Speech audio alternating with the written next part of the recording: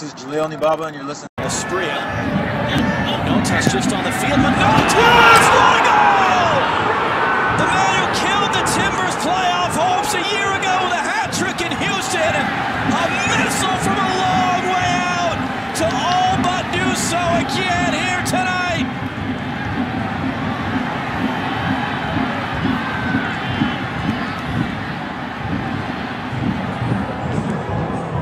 Timbers now need 2 goals in the final 13 minutes and change. Well, there's no pressure going to the ball for one, and I think this should be saved. It looks like when it hits up off the turf, it goes underneath the hand of Antonella. It bounces about 3 or 4 yards in front of him, which can make it a little bit awkward. He may have thought it was going to be bouncing up a little bit higher. We spoke before the game about Kyoto on the bench, about Minotas on the bench that can come on and pose a difference, and that man just did. 2-1.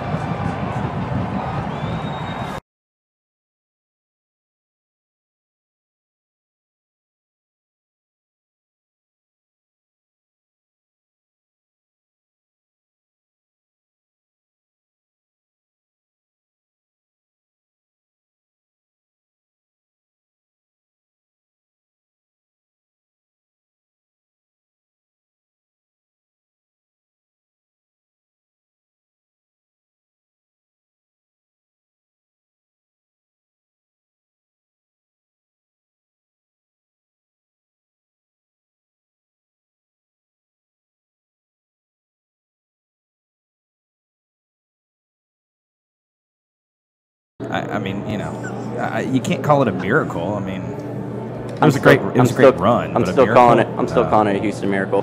Whatever. Well, you know, you and I have varying degrees of differences between miracles and what is not a miracle. I think it was a Houston miracle just because of the Hurricane Harvey, and I'll take that good championship. Yeah. But it feels good to be back here at 8th Wonder. The family's back. Family's back, obviously. There's a lot of Astros banter to start this podcast. I know, right? So, to start off, my name is Justin, in case you guys don't know. I'm Josh. I'm Sean. And I'm Coach Cabrera. Edson Ochoa. Oh, He's God. wrong. He's Butters. Don't let him lie to you. So, yeah, we're back. We're back at our home, thanks to the Astros. It was crazy down here. Hashtag worth it. Yeah, it was. Yeah. Totally worth it. And, you know, I know I'm going to get shit, but it was worth, you know, me being a Phillies fan, going through the same thing. Mm-hmm. I felt proud for the city. Like, I'm not an Astros fan, but I found myself deeply pulling for this team. Mm-hmm. And it was definitely a fun run to watch. Like, I'm proud for the city. I'm proud for the fan base. I know what you guys are going through and relish in it. You know, because 3 years from now, it's still going to feel like you won the World Series yesterday. I mean, I'm still feeling... Well, that's because it will be, because we'll have won 3 in a row. But, like, you know, we're sitting here, we're 10 years away from, almost 10 years removed from when the Phillies won. And it still feels like they won it yesterday. And let it be known that Justin can no longer say that Philly has won a championship more recently than Houston. Yeah. Well, hang on. Let's hold that off because the Eagles are looking pretty solid right now. No, they're not going to win the Super Bowl. Let's hold it off, though. They're not going to win the Super Bowl. There's already a fan that jinxed it for them. Yeah, for 3 years at least. Yeah. It's fantastic. Oh, yeah. And his name is Justin. No, I'm just kidding. No, I'm not that kind of guy that's going to go get a tattoo. So you're not the stupid fan. No, I'm not an idiot. Yeah, No. exactly. Yeah. I will get a tattoo of my team. Oh, I have, with the Dynamo logo, but I will not, even if they won the championship this year, I won't go and get the 2017 MLS Cup championship. That's just overboard.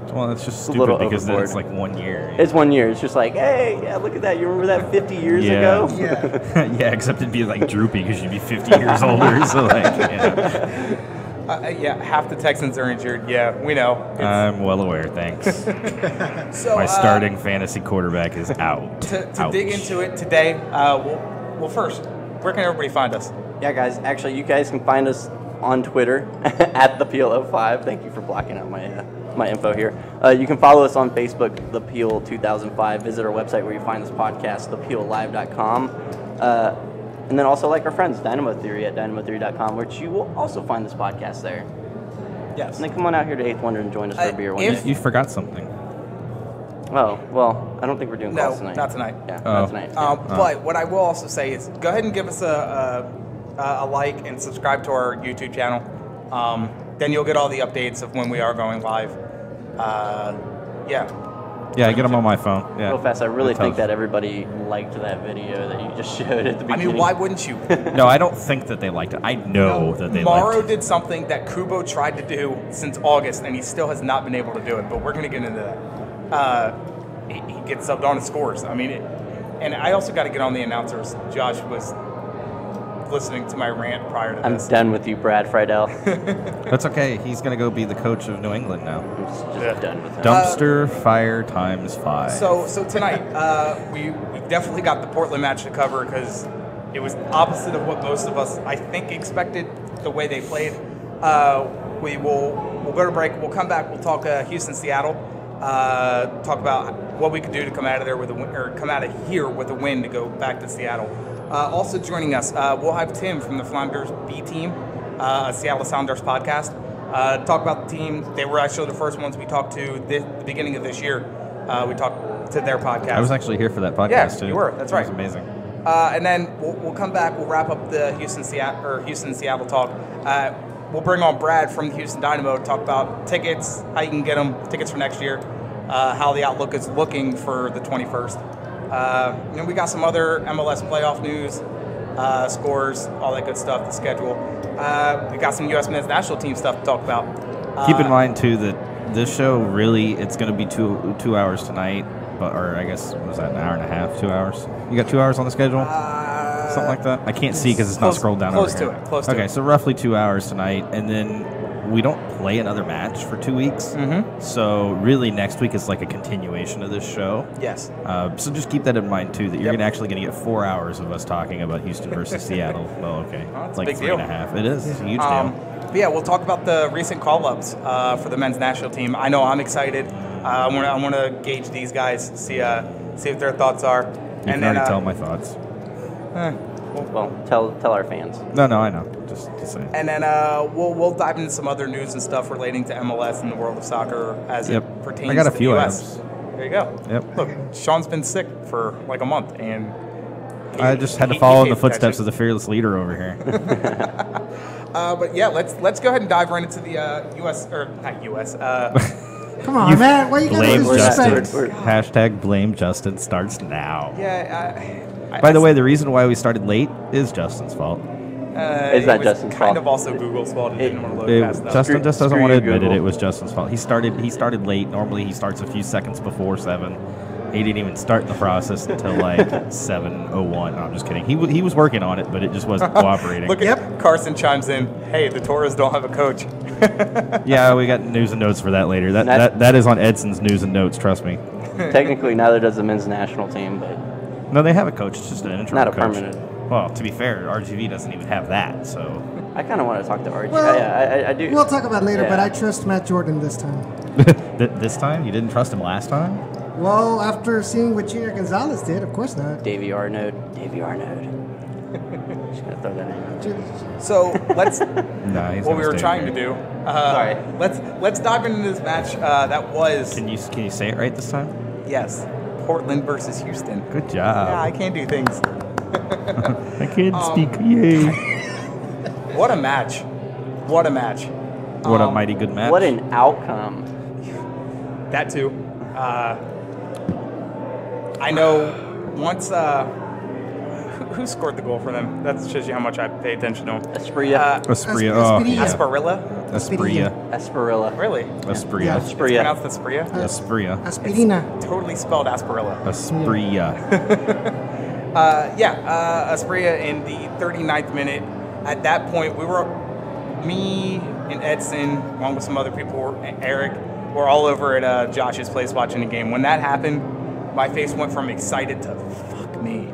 I had the total opposite response. So I'm sitting at home, laying on the couch, dying, watching this match, and I was like, all right, cool. Now we're gonna go down and we're gonna score in retaliation and response, and Yes. it's gonna set us up with momentum to score again. Yes. Literally, I expected to score 2 goals in that match. It was crazy. Yeah. And I had so much I didn't even get worried about it. I had that much confidence in it. I mean, they look solid. The only issue was the slip on the artificial turf. Oh, yeah. So it was just kind of like. Yeah, somebody it's should kind of ask a gimme- Caleb- It's kind of a gimme goal. Somebody should ask Caleb Porter how he feels about the or was it Merritt Paulson?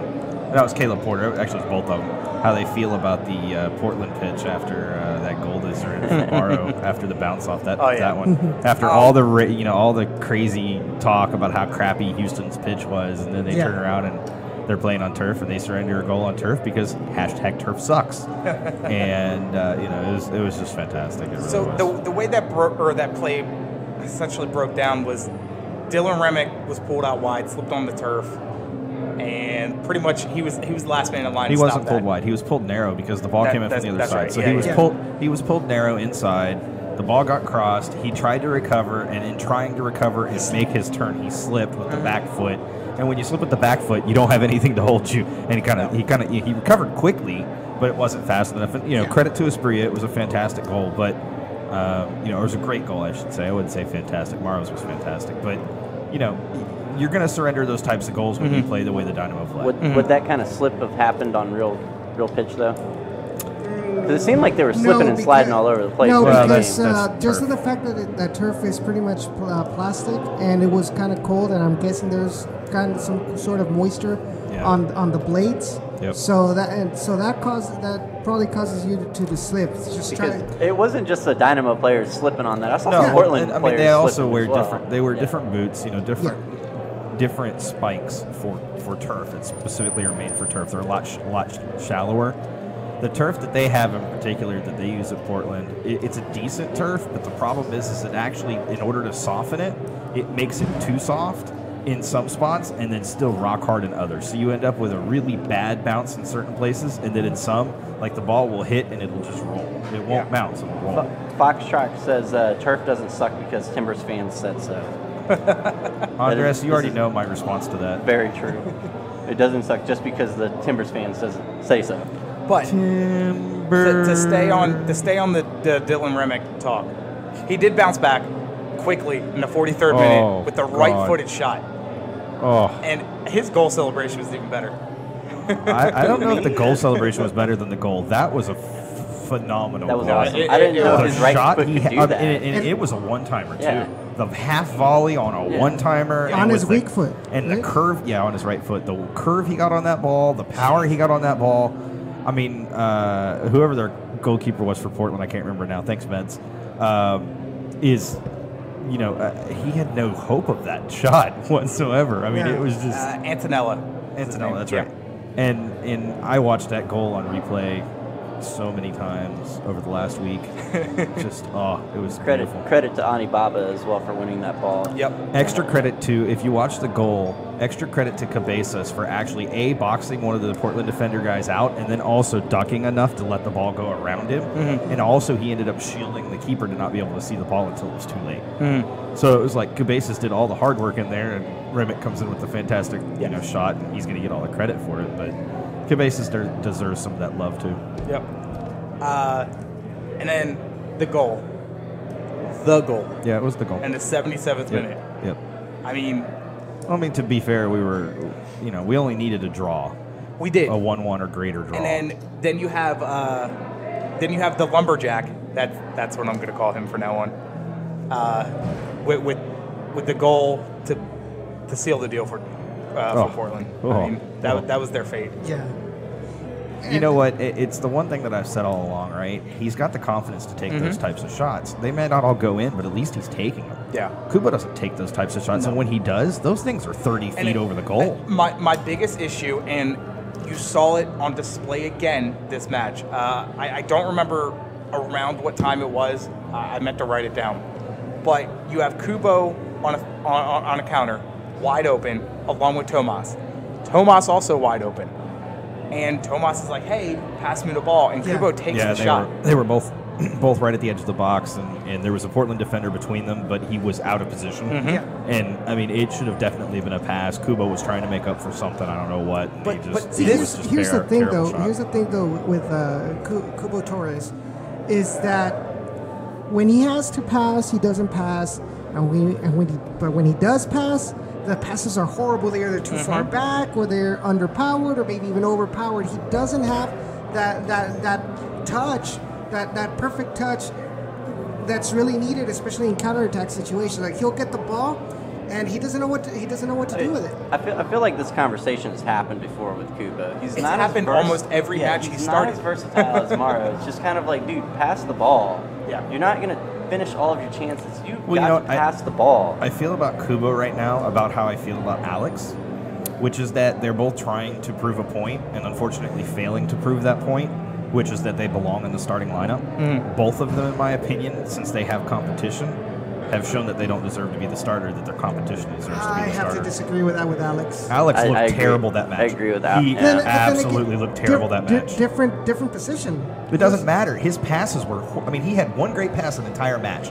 If all I'm going to get out of my number 8 is one great pass, get off my freaking pitch. Get out of my freaking town. Get out of my club. You don't deserve to be in the club. Can we get back to the main issue here? Yeah. Especially when Eric Alexander can make that pass 10 times out of 10. Okay, we can go. Because you know, with the Kubo, there's no way you can start him in these next 2 matches. There's no way. You're going to start him in one match. He lacks confidence. You're going to start him in a match. He lacks intelligence on the pitch. I don't want it. Well, let me counter that with saying this too. Keep in mind, Morrow got the benefit of tired defenders. When Morrow came on, those defenders were already tired from Kubo and Tomas running at him. Stamina aside, though. And Elise running at him, too. Regardless on how... I hear that, but what I'm saying is you have to give Kubo some credit because he does push defenders in a certain direction, in a certain way. Now, with that being said, Kubo was flopping up a nightmare. And it was terrible because it made me, as a Houston fan, feel just so bad. Yeah. Come on, dude. You're representing Houston like this? We don't play that kind of game. He almost pulled him out the door. We'll get into that later. Yikes. I can't see a way where he's in the starting lineup against Seattle here. So you say that, but I don't know. We know how Wilmer's going to start him. And Wilmer Wilmer may, off the bench. Wilmer may not. Wilmer does Wilmer things, and we trust Wilmer to do the right thing, and 9 times out of 10, he actually does. Yeah. Here's the thing as well, and you touched up on that point, and the fact that Mauro Manotas plays much better coming in as a sub when the defense is tired than when he's a starter. And more often Hat trick last year notwithstanding.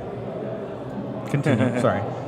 Or at least this season. Trying to jack your point up. You know what I do have to say, and I mean, it's not adding too much to this show, but the fact that Morrow scores a hat trick to seal Portland's fate last year of not making the playoffs, and he ends their season this year. He has Portland's number. I mean, the guy's good against Portland. Yeah. Sorry. That's celebration all year so far. Kubo has yet to score since August. Yep. You know, you're in a stretch run here. Yep. You out of the one player you definitely need to do something is Kubo, especially if he is going to be getting these starts. But okay, so now I mean we talked about Kubo not scoring goals since August though. He's been utilized properly at the beginning of the season. Now I'm saying I kind of agree with Sean a little bit on the fact of wearing down the defense and using Morrow as a super sub. Sorry, am I not loud enough for you? And using Morrow as a super sub because Morrow just kind of came in and just did his thing after that. And I mean, honestly, that was not the only chance that he could have had. I mean, he was lighting up that. He was. Forward. Oh, he had other chances. You know, he had multiple chances. So, real quick, the lineup. Where's the one I want? Blame Justin. No, it's right here. Yeah. So lineup, we did have Joe Willis, of course, in for the suspended Tyler Derrick. Yes. Remick, Senderos, Machado, Alibaba. And in your mids was Cabezas, Alexander, with Elise, Martinez, and Alex, and then Kubo up top. So they showed a 4-2-3-1 lineup, you know, the Christmas tree formation basically. But actually the way they played that was that Kubo and Tomas ended up pushing higher up. And then Elise stayed out wide, and then you had Alex kind of next to him almost in a line. So it was more like a 4-2-2, 4-2-2-2. And it was kind of shifted in such a way that they were trying to abuse the right side of the defense. And to be honest, they were doing a decent job of that throughout most of the match. Sure, Portland maintained more possession, but how'd that work out for you? It wasn't that far off either. No. Possession-wise. Which is unusual for the Dynamo. Really. And then it really must, to have one player make such a difference for a team as in Chara, not playing, I mean, Chara didn't play. No, I know. I just didn't feel there was a stat on, and I brought it up in the short show I did last week. I want to say, I don't know the exact numbers, but it's something like 5-2 or something like that. That Portland is without Chara on the pitch. Yeah. You know, so it sucks that one player makes that much of a difference for you. With that being said, you have got to build the depth in your bench on it, because that's not an excuse for us. We've been down Leonardo now. Well, I mean, we have Leonardo. We played game matches without Cabezas, and we brought in Rico or Alexander or whoever needed to come in off the bench. We've had matches without Alex. We brought in guys that were capable of handling it. We've had matches without Elise and without Kyoto, and we found ways to make it work with Sanchez or with Wanger or whoever. Or Memo even. I mean, the fact is, and Josh hit the nail right on the head, in this version of MLS, you have to have that depth if you want to make a deep MLS Cup run and also to have a really good season. Portland, they rely so much on Chara that you're absolutely right. I mean, they don't look like the same team without him, but I thought they actually played a pretty solid match without him. I just think that at the end of the day, the two players on that pitch that meant more to the Dynamo than any other players on the pitch, and I'm a defensive guy, so that's what it comes down to.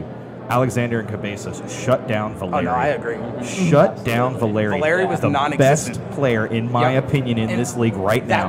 That was my biggest worry going into this game, was in Portland, how do you shut down a guy that's top 5 in the league in goals? And they totally 100% did it. He was non-existent. Nope. They didn't call his name, but twice in the whole match? And those were free kicks. Yeah, exactly. And they just did a phenomenal job. They deserve the shout out and the credit for that. Good, Now that Joe Willis save though. Oh my God! Did that make goal of the week? I don't think they have. I think they do play. I think they do in the playoffs. I'll have to look. If I mean, there weren't a whole lot of other saves. They were already going through which one's goal of the game? Oh yeah, it doesn't. That's true. It doesn't matter. But that was a hell of a save. Yeah, it was a hell of a save. I think Joe Willis stepped up to the plate, man. The standard or the pace of the game. Yeah. That gave the Dynamo such a big confidence boost. That was another thing I wanted to touch on, was Joe Willis rising to the occasion. I mean, the guy hasn't played since the Open Cup match, right? And it wasn't just the save either, too. I mean, there was a cross in the box that had one of the that had Asprilla heading in. That could have easily been a tap in, but Joe Willis threw his body in and got hit in the head for it. Got kicked in the head for it, and they got tapped in the head. Yeah, but still, I mean, I agree with you. Getting injured just to save it, and that goes to show that's hard, you know, from these guys, and that's incredible. I mean, and you want to talk about an evenly matched. I'm looking at the stats. Everything minus the off-target shots were even on target and total shots. I mean, you want to talk about a good match to watch with everything being level.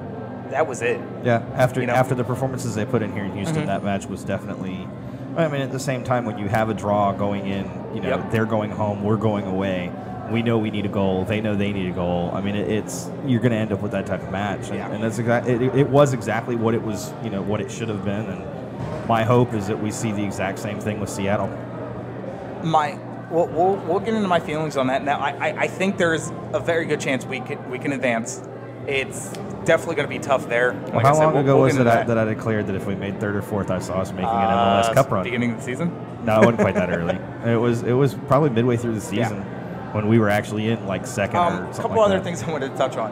What were your thoughts when Machado went down? When he got, essentially headbutted? That was nasty. I kind of was like, okay, Machado, get up, because what we would have had to do if he had to come off the pitch and wasn't able to return. We would have had to slide Ani Baba inside and play Kevin Garcia. I would have been okay with it. Kevin Garcia would have handled it. My only concern would have been Ani Baba. But what got me is how long he was laying there not moving. I mean, he looked like he was... He wasn't out. I think that was actually just him resting, to be honest, taking the time. Yeah. Knowing full well that if he's out like that and he looks like he's out, the referee's going to stop play. Yeah. And then it probably did hurt. I mean, and it probably was a dinger, and he probably had a bit of a concussion. Yeah. But at the same time, by laying there and letting himself recollect himself before they evaluated him, it gave him that time to recollect. And then Joe Willis getting kicked in the face. He got tapped in the face. He didn't get kicked. It looked a little brutal on the initial, and then the replay it wasn't too. Well, Trust me, those hurt. In his interview after, he was like, "Yeah, I got tapped." Like he was honest. Of course, about it. he's going to be like, "Oh, I'm good." Well, no, it wasn't even that. It was More like, resting time. Yeah. Well, I mean, it was, Essentially, we had to make up with it with Yeah, 8 minutes of gotta- stoppage time. You got to take advantage of Wilmer's reaction to that 8 minutes, by the way. desperation by Oh my Portland. God, that was hilarious. Yeah, that was amazing. I'm sorry, Edson, what'd you say? No, it's just that they had to use those kind of tactics, which try to play with the desperation of Portland, and it was something that going back to this whole connection with Wilmer Cabrera this year. You have all these players, South American type players, that know all these little tricks in the book to try for time management, time wasting, etc. That would have been perfect if we had done it against OKC last year with the Toros. OKC? Oh, okay. I was like, OKC. Yeah. Well, that's the thing, right? And the announcers actually did hit on this, and it was a good point too. Was that a lot of these players that the Dynamo have brought in are CONCACAF players, Honduras, Panama, and things like that. Yeah. So they understand it is time wasting, but it's also giving your players a rest, giving your teammates a bit of a rest, taking the time that you're allotted to handle these types of things. And at the same time, you're not required to get off the pitch until the ref tells you to get off the pitch. Take all the time you can until the ref tells you to get off. Even if they're going to add the minutes later, that extra breather for your teammates is a huge help in the long run. Boxshot says Kyoto almost scored too. Kyoto did have himself a good golden opportunity, man. And I hope he bears one for Seattle. So bears one against Seattle. Sean, who's your man of the match? If you had to put one on there. I have two. I already told you who my two were. Cabezas and Alexander together. Josh? Alexander and Dylan Remick. Remick is a good one too. Yeah. I have to agree with Josh.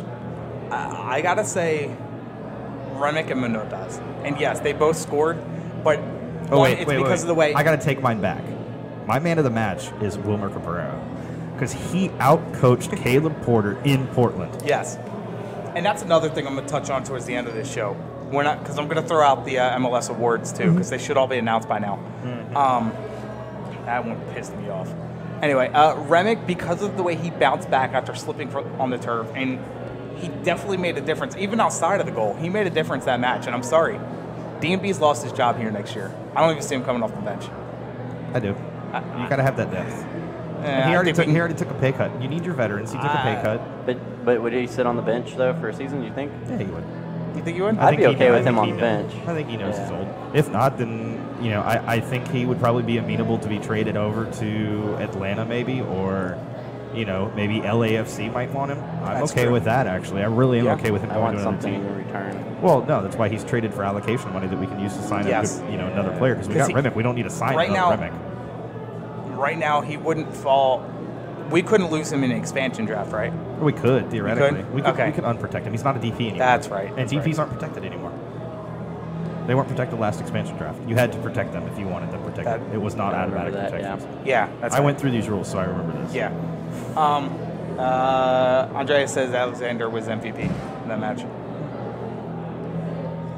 But there are 4 or 5 players that I genuinely cannot argue with as man of the match, which is a great feeling to say that. It is. The whole team just wins man of the match. They played really, really good. The really well. Men of the match. So, well, minus Kubo. We're going to go ahead and take a quick break. We got a video we're going to throw up for you guys, too. Josh, where can they find us? Yeah, guys, you can follow us on Twitter at ThePeel05. You can like our Facebook page, ThePeel2005. You can visit our website where you will find this podcast, ThePeelLive.com, and also like our friends Dynamo Theory. And at 8th Wonder Brewery. Yes, come join us at 8th Wonder Brewery, please. Also, they have really good beer. If you're watching the video, go ahead and give us a thumbs up on the video. Helps us out. Oh, yeah. If you're watching live on YouTube, yes, please. All right, going to break. He's getting his fair share of criticism, too, Luis Landin, but that's what he can bring. Shabala sends across. Mullen can Ching wheels. Score! Brian Ching with a flip in the 5th minute. First half of overtime. Dynamo 1, Sounders nothing.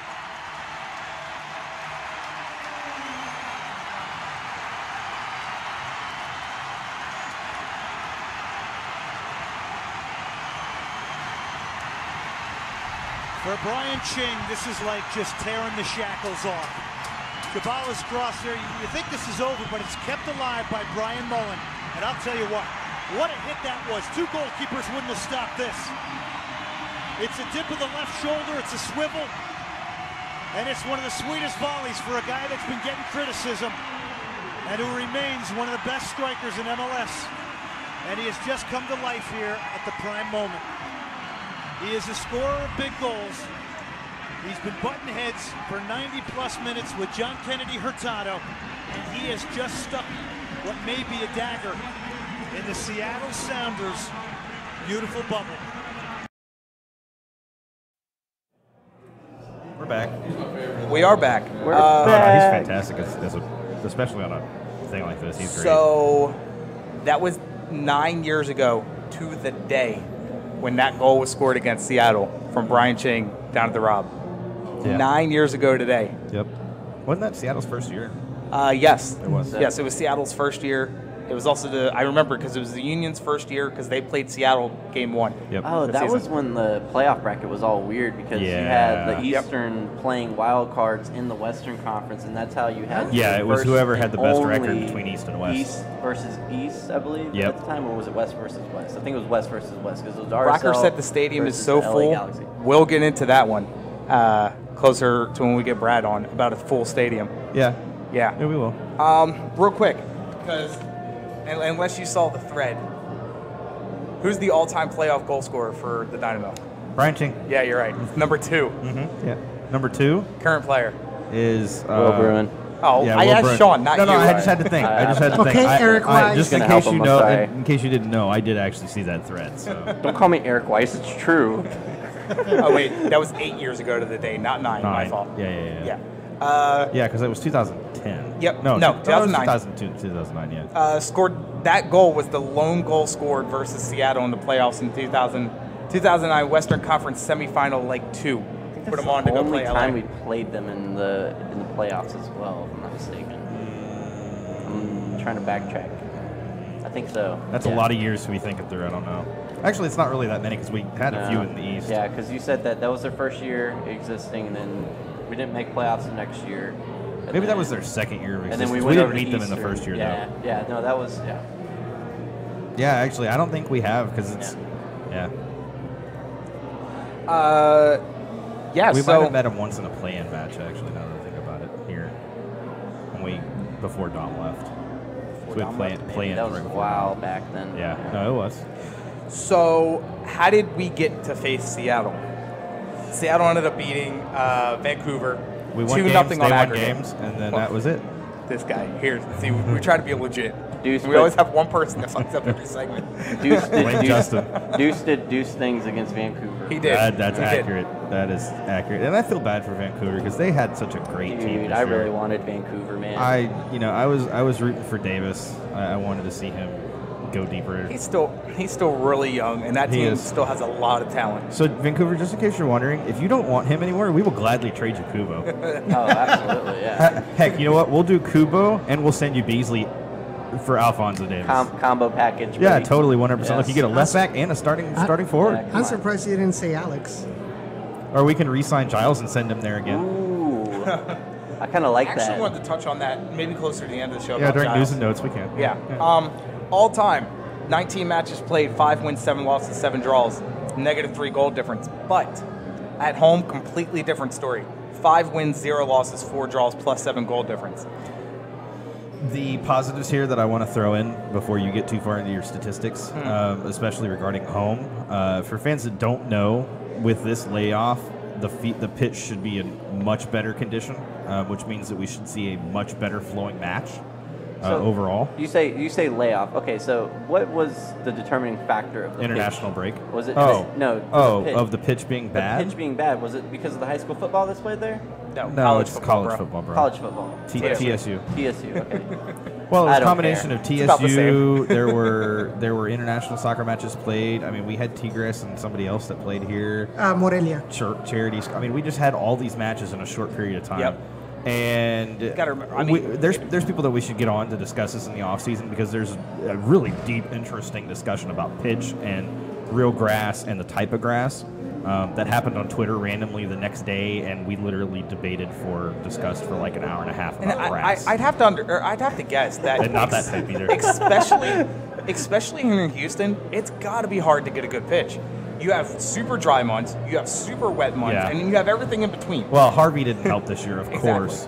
But even beyond that, the heat isn't actually as much of a problem as you would think because they can water the grass and just keep it moist. The problem is that when you have cool spells, the particular type of grass that they use, which is Bermuda celebration grass, it doesn't recover during cool times, and it needs longer during those cool times. And we had that one cold stretch right before this leg here in Houston. That was what killed it. I mean, it really did. Like the pitch was tolerable before that, and it was still tolerable. It just looked bad on TV, but you know, there really is a whole discussion about tufts and I mean, you know, just soft grass versus hard grass. It was an amazing discussion. I'm so glad we had it. If anybody's listening that was part of that discussion, you were an MVP for being part of that discussion. So on the road though, completely different story, and I mean, it's easy to understand why. Rightly so. However, 10 matches, 0 wins, 7 losses, 3 draws, -10 goal difference. Yes. When you're playing in front of that many fans, it's got to be tough. I don't think it's it's turf. I was going to say it's a turf because we've always struggled on turf. However, here's the difference. We didn't struggle on turf in Portland. I think we're ready for this match. As long as, because I would think they're going to open up probably almost that full stadium for a playoff game. Oh, most likely. I mean, that's what, 75,000, I think, there? Yeah, 78, I think. 78? Yeah, roughly. I want to go. It's a lot. We need to go there and score and score. We need to score here a lot so we can afford to give up like 1 or 2 there. I'm going to give you the caveat of it's not even that. We just need to keep Seattle out of the goal here because then we go in a draw, you know, of goal or 1-1 draw or better gets us through. So hold them to a blank here, and away goals works in our favor yet again. So also, the last playoff game that we played in Seattle was obviously played here. Obviously, was the video that we played with Brian Ching scoring. Scored in the 96th minute, and then the match prior to that was a 0-0 draw in Seattle. So reversed a little bit this year, but I think we could do it. I honestly do. Anything that stands out to you to definitely put us through? Play with that. Definitely put us through? Yes. Our defense now. What definitely needs to happen? Our defense needs to continue. Other than just scoring goals. No, you ready for this? No, you're going to like this. So it's going to come down to Eric Alexander and Juan David Cabezas shutting down Dempsey, and that's really it. I feel like if they shut down Dempsey, forget about Ladero. I'm not actually worried about Ladero right now because our defense is good enough to stop him. I'm actually more worried about Dempsey. Don't take your eyes off Will Bruin either, though. He's kind of got a little bit of a hatred towards us. With that being said, Dempsey 1, Bruin 2 when it comes to goals. It's 12 and 11 respectively. And like you said, if we can shut down Ladero, who has 12 assists on the season, I think that it stymies their attack a lot. It and does. What happens is when Dempsey doesn't get the ball, and this is true no matter who he's played for or where he's played, if he doesn't get the ball for a big chunk of the first half, what does he do? He gets frustrated and he shows it on the pitch, and he doesn't recover from it. And he wants to take every free kick. He wants to take every opportunity. He will flop, and the refs will see it immediately. So that's what I'm saying. You shut down Ladero, you shut down the service into Dempsey, and I guarantee you this match goes our way. So we have also played them twice this year. With a first one was a 2-1 win here in Houston with goals from Kubo in the 20th minute, and he had Kyoto with the assist from Alex in the 45th, and then of course we gave up a goal to Dempsey because we always do. Of course. And then the road match there, which was June 5th, it was a 1-0 loss. Will Bruin scoring with his So I made this call out to somebody. I don't remember who it was. Maybe it was Julio. I was on the phone actually with him purchasing another ticket. I was like, I'm expecting Bruin to score an own goal, rip off his Seattle jersey, and show he's actually wearing a Houston jersey underneath it. Bruin, if you're listening, I don't know why, but if you are listening, I will take the jersey off your back, just so you know. To add more to this, Brad Evans, Jordan Morris, both out for this match as of right now. They haven't. The last time MLS updated its injury list was the first. They have 2 weeks too. So Ozzy Alonso. Alonso, Victor Rodriguez, and Chad Marshall right now are all listed as questionable. Yep. So that, like I said, that could change going into this. because there is 2 weeks. Yep. 2-week break is a long time, man. It's a very long time. So important thing to know going into this match. Yellow card accumulation for the playoffs does not reset until the end of the first leg of this series. In the middle of this series, this is going to reset. What that means is we have players that are on one yellow card. If they get a second yellow card during this first leg, they will be suspended for the conference final again in Seattle. If we can escape this without yellow cards for those players in particular, then it'll reset for leg 2 and they'll be good. Even if they get a yellow card in leg 2, they're not suspended for MLS Cup. They can still go and play in MLS Cup. So do you think this game at home is going to be more conservative? I think actually we see this game at home. I think we see Seattle trying to push the tempo and push the temper. I think you see a lot of underhanded little stuff going on, away from the ball. A lot of players pushing and shoving. I mean, to be fair, Seattle does play a bit of a rougher game along their back. They're a more physical team along their back, and they're, especially if Osvaldo Alonso does happen to play, he's a very physical DM. But I think Cabezas is able to play just as physical. Yes. No, I was just pointing at the time. Okay, yeah, I was done. You're good. Josh, where can they find us? Yeah, guys, you can follow our Twitter. Oh, I'm going to pause you real quick. There's a question. Who is all rude? You know no, that? who is all on yellow? Somebody asked.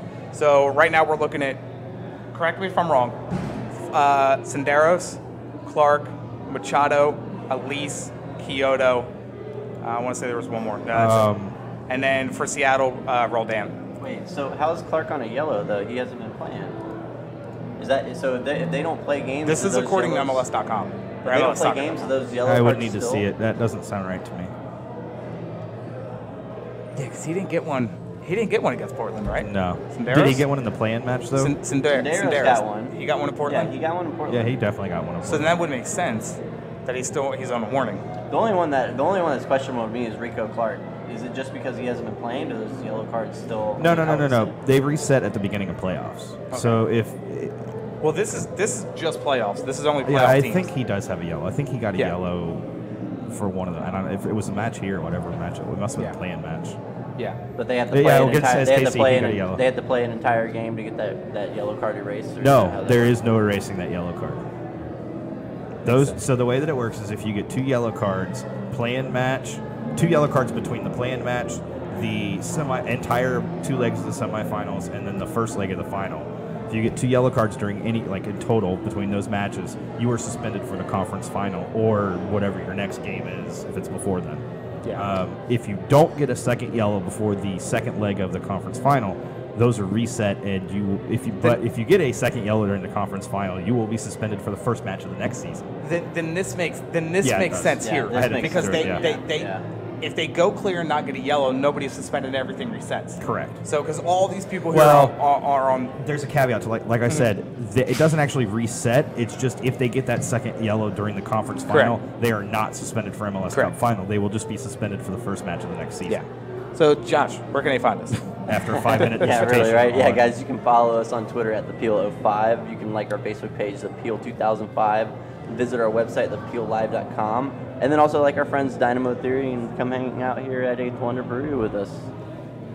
Really good beer. Yeah, and like I said, if you're listening, go ahead and give us, or if you're watching on YouTube, go ahead and give us the thumbs up on the video. Like us and share us. Yep, retweet us. Going to break. Remick, you're listening to The Peel.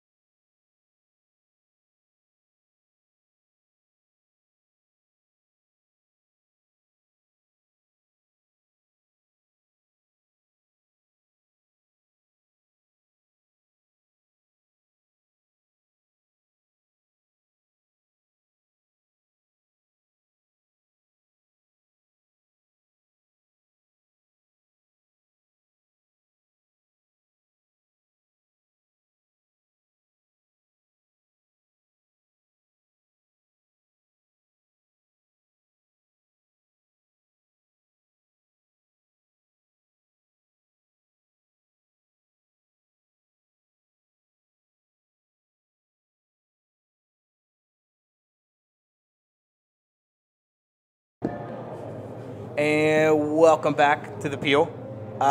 Joining us in this segment, we have Tim from the Flounders B Team, a Seattle Sounders podcast. He was actually on our first show this year. Did an interview with him in the middle of the season when we played them. When we played them in Portland, I did an interview with Portland? them. In Portland? In Seattle. Portland? That's in an Seattle. insult. Sorry, that is an insult. Blame Justin. When we played them in Seattle, and then it was actually when what U.S. match was that, Tim? It was during the U.S. one of the matches. Oh, trying to remember. The U.S. national team match? Yeah. When I did the interview with you, I can't remember. I am not certain. All you know is I think we left with a draw. I think that match. It wasn't the Trinidad match. It was I think the one before that. Would have been in June. No, it was two before that. Anyway, Was it Honduras? Was it Honduras? Or was it Panama? I think I'm trying to remember. I can't remember. I think we beat the pants off of Panama here in the U.S. Yeah. That's when I was pounding on the table and chanting, "We're going to make the World Cup," and clap your hands. How'd that turn out for you? It didn't work out very well. Yeah. So please tell me, Tim. Please tell me that Tim. Please tell me you did the same thing for the Sounders when they made the playoffs. MLS Cup or bust, right? Because you said you pounded the table and then U.S. failed. Cup or bust. We already made the playoffs. We got to bye the first round, so I wasn't pounding on the table. And damn. I was hoping. We were good to go. Oh, I was hoping, man. I was hoping. Oh, one comment. There was a gentleman that did get an MLS Cup tattoo. His name. Funny. It was a bet. It was a bet like halfway into the season when we were down in the dumps. He basically said he was going to get a Celine Dion tattoo on his buttocks if we won MLS Cup, and sure enough. I bet you if you Google right now, that's awesome. Celine Dion MLS Cup tattoo. Josh is on it. Matt Oak. Oh, God. That's awesome. So Tim, if you had to put a grade on your season so far, other than like an A, obviously, because you're in the playoffs, how was this roller coaster ride for you guys? I mean, there was a part where you started off strong, you fell apart, the wheels fell off in the middle of the season, and now you are where you are. Yeah, no, you ask any Sounders fan, we were, oh God, here we go again. My heart cannot take this. And we just started the season, probably not even with the full roster. We didn't have all of our pieces in place. And the first time we faced you at Houston, you could tell that you guys had a couple months off because the season did not go to plan. And our guys just took forever to kind of gel. So you wiped the floor with us. we had a lot. We had a lot to prove. After our first interview, we thought. Go ahead. Sorry, go ahead. I was just saying we had a lot to prove. Heading into that game, there was a lot riding on Kubo and a lot riding on Alberto Elise and Kyoto heading into that. I mean, new signings going into the season. We had a lot to prove for that first game. Oh yeah, you had the Honduras national team, and you guys just ran rumshot all over us in the beginning. We were lucky to get out of there with just 2 goals. Yeah, I mean, Seattle looked bad that first game. They looked bad. So, what got you to this point? What changed in the season other than the firing of the coach and hiring a new one, because that's a given? But what happened for this team to turn around? Yeah, that was last year. Yeah, that was last year. Yeah. That's right. That was last year. Yeah. I forgot. That's right. That's right. Duh. These seasons run together. But yeah, that was last year. Yes. What happened? Honestly, depth.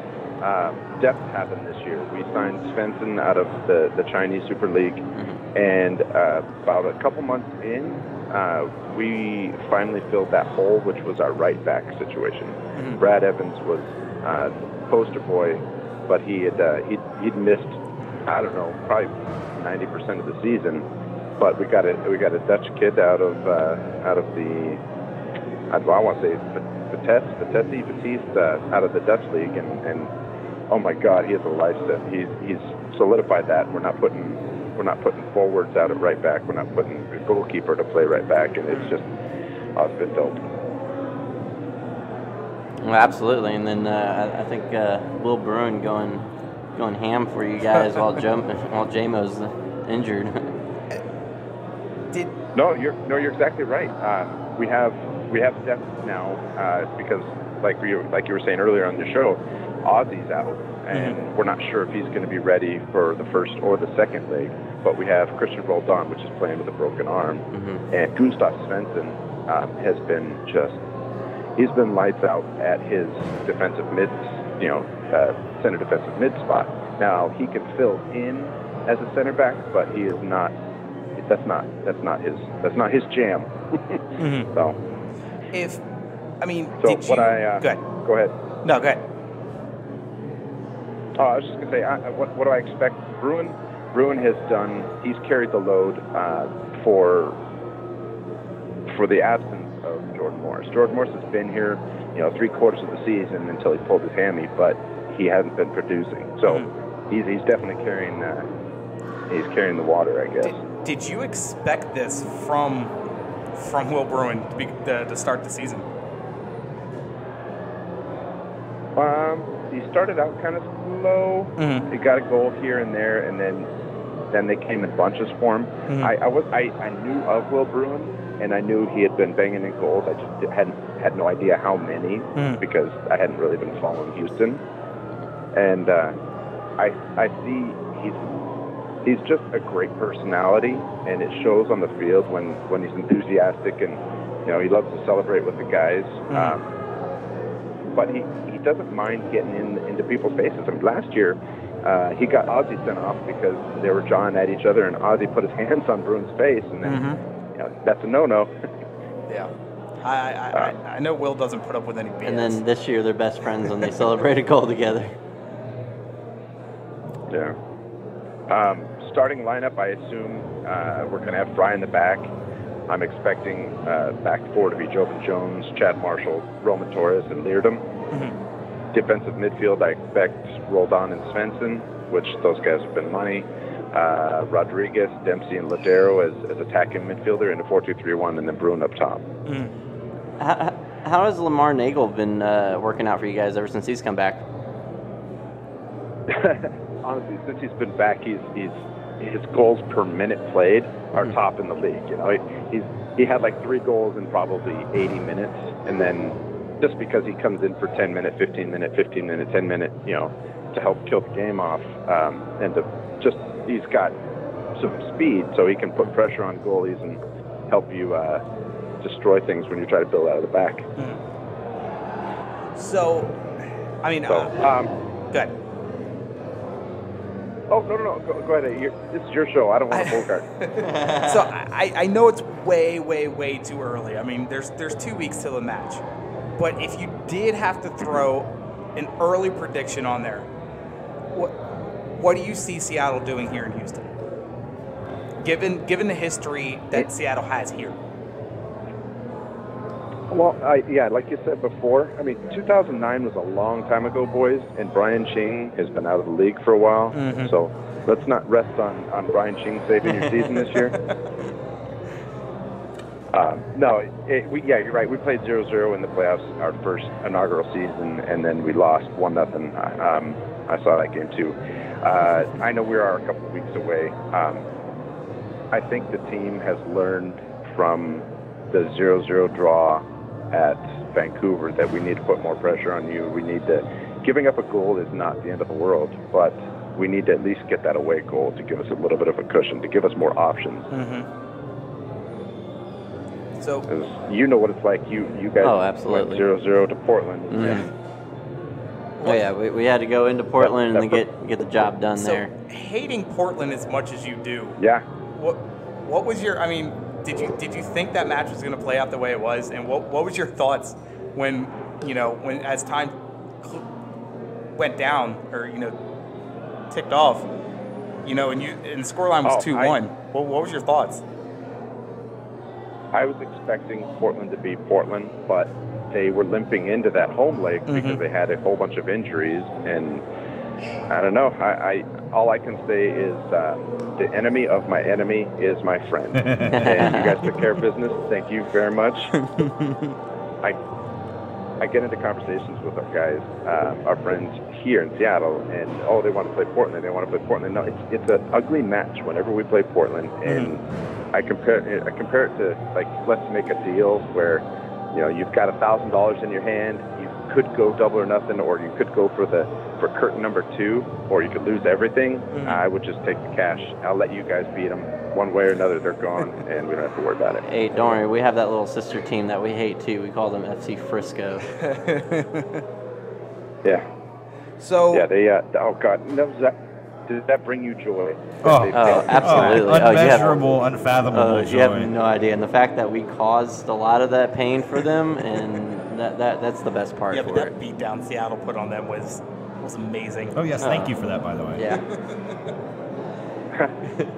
I did my best. Yeah. So Tim, go ahead and tell everybody where they can find you, and when you're looking for your next show to be up, so we can let our guys know. Okay. So my name's Tim on Twitter. I'm just muffin top model. I'm a plus size model. I'll have the plus size. Our show is the Flounders B Team. So you can find us at floundersbteam.com, or you can find us on Stitcher or iTunes.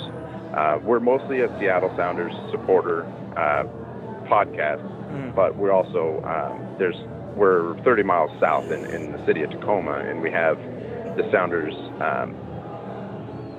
2 team, S2, coming to Tacoma next year. Nice. And we've also got an indoor team that we're going to start supporting, because there's going to be eventually there's an off season. We got to find something to talk about. Yep. Oh yeah, absolutely. There's an off season? That's news to me. Well, exactly. Off season is just what we call. It's a quick turnaround. Off season is just what we call the winter transfer window, right? Well, to talk a little trash, off season for Houston has been pretty much the holidays. Oh yeah. For the last several years. I think the off season this year was when we grabbed Elise, Kyoto, Machado, and who was our fourth? And we gave them our used goods. Yeah, we gave them Bruins, so they're not complaining. I'm taking that one to the bank. Yeah. Just saying. Now, holy crap, you guys have turned things around. Absolutely. And I thank you for that. I mean, it's fun to see. It's fun to feel a heartbeat again, isn't it, boys? Oh, absolutely. Man, 100%. I don't think at the beginning when we first had you on that we would be here today having this conversation about playing each other in the conference finals this year. I think it's pretty incredible. No, I'm fired up about it. Yeah. I did some research while I was listening to your show. Yellow cards. You have everybody is on one yellow card right now. Pretty much. But you have Soleros, yellow cards, Clark, Machado, Elise, Alex, OBG, and Kyoto all have one yellow card in the playoffs. And on our side, it's Roldan, Nico Ladero, and Roldan, Roman, Nico Ladero. So there's 3 of us that are, could miss the home match. Not that you guys are going to start picking on those 3 guys, but that's what we're looking at. And this year, thank God for depth, because we could play without Dempsey. We could play without Roldan. We could play, obviously not all of them, but we could drop at least one player and still survive. That's what this year has brought to us. That's how we were able to survive and get out of the dumpster. So Tim, hang on the line so we can close it out with you. But definitely thank you for calling in tonight, thank you for being on tonight. And we look forward to maybe talking to you before leg 2 and maybe in the off season to see how this all goes. So. Good series. Oh, for sure. Yes. For sure. Any guys coming up? No. I am considering it. I'm still in talks. If I do, I'll definitely let you know, man. There is actually a decent possibility that I may be coming up, Tim. Well, reach out to us at Flounders B Team. Even if any of your listeners are coming, or if you have, Seattle-based Houston fans, hell, let's go out and grab a beer or a beverage of adult nature. Hell yeah. And real quick, what's your daughter's prediction on this game? Well, she's a fan of Dempsey, and she's a toddler, but she loves Kipler. She's actually banging on the door right now. Sylvia, do you want to come in? I'm guessing she would say, 1-0 at Houston and 1-1 tie here in Seattle. So I think she would say that the Sounders are going to come through and move on to the final, where we're either at Columbus or at Toronto. There you go. If you guys beat us, I hope to God you guys play against Columbus, because I don't want to see Toronto in the MLS Cup final. I'm sorry. All right. Well, we're gonna go ahead and head to break. We're gonna close it up with Tim on the break, and we're gonna get Brad set up to talk about this upcoming match and how many tickets are available. All right. All right. Later, Tim. Thank you. Thank you. And hey, Josh, thanks for having me. No problem. Josh, where can they find us? Yeah, guys, you can follow our Twitter page, ThePeel05. You can like our Facebook page, ThePeel2005. Visit our website, ThePeelLive.com. Also like our friends Dynamo Theory. And then come out here and hang out with us at 8th Wonder Brewery. Also subscribe to our YouTube page. Yes. And go ahead and give this video a thumbs up. When we come back, we will have Brad talk about, like I said, tickets, and we'll close up this Houston-Seattle match. The Peel.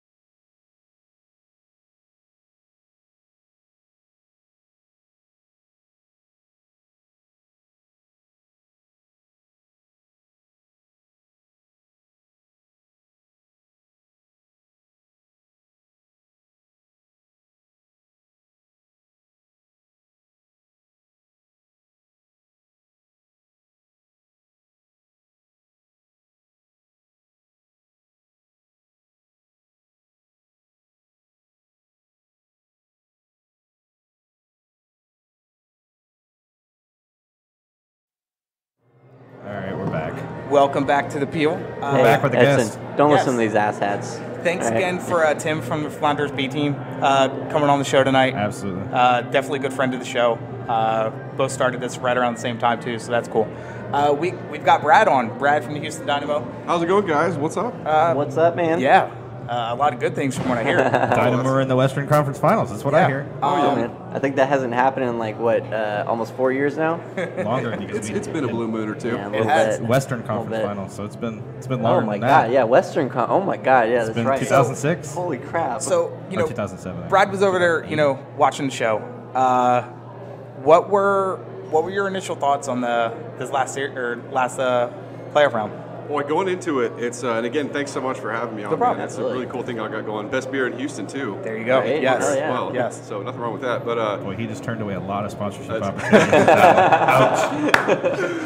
Ouch. It's all good. It's between us, guys. But yeah, I mean, going into it, we just it's been a next man up mentality for the defense, especially with the injuries that we've gone through. So.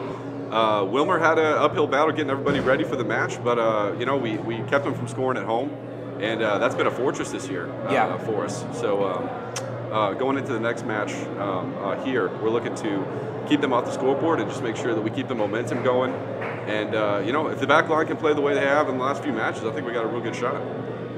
I just got to say this. Sorry, not to totally derail you at all. Yeah. 0 to 5 minutes. Maruo clip, scene 4. Maruo. Yeah. Sorry. It doesn't autocorrect that. Anyway. Maruo. Thanks, It autocorrects the Maruo. Wait. Let me guess. You lost your train of thought? Yeah. Thanks to Sean interrupting me. His train of thought has one track, and he derailed. Have y'all felt like a new life this season, like just from the fans? Absolutely. I'm in the service department, so every day we're on the phones, on the front lines, talking to fans and everything. And really, the narrative last year, it wasn't a good one.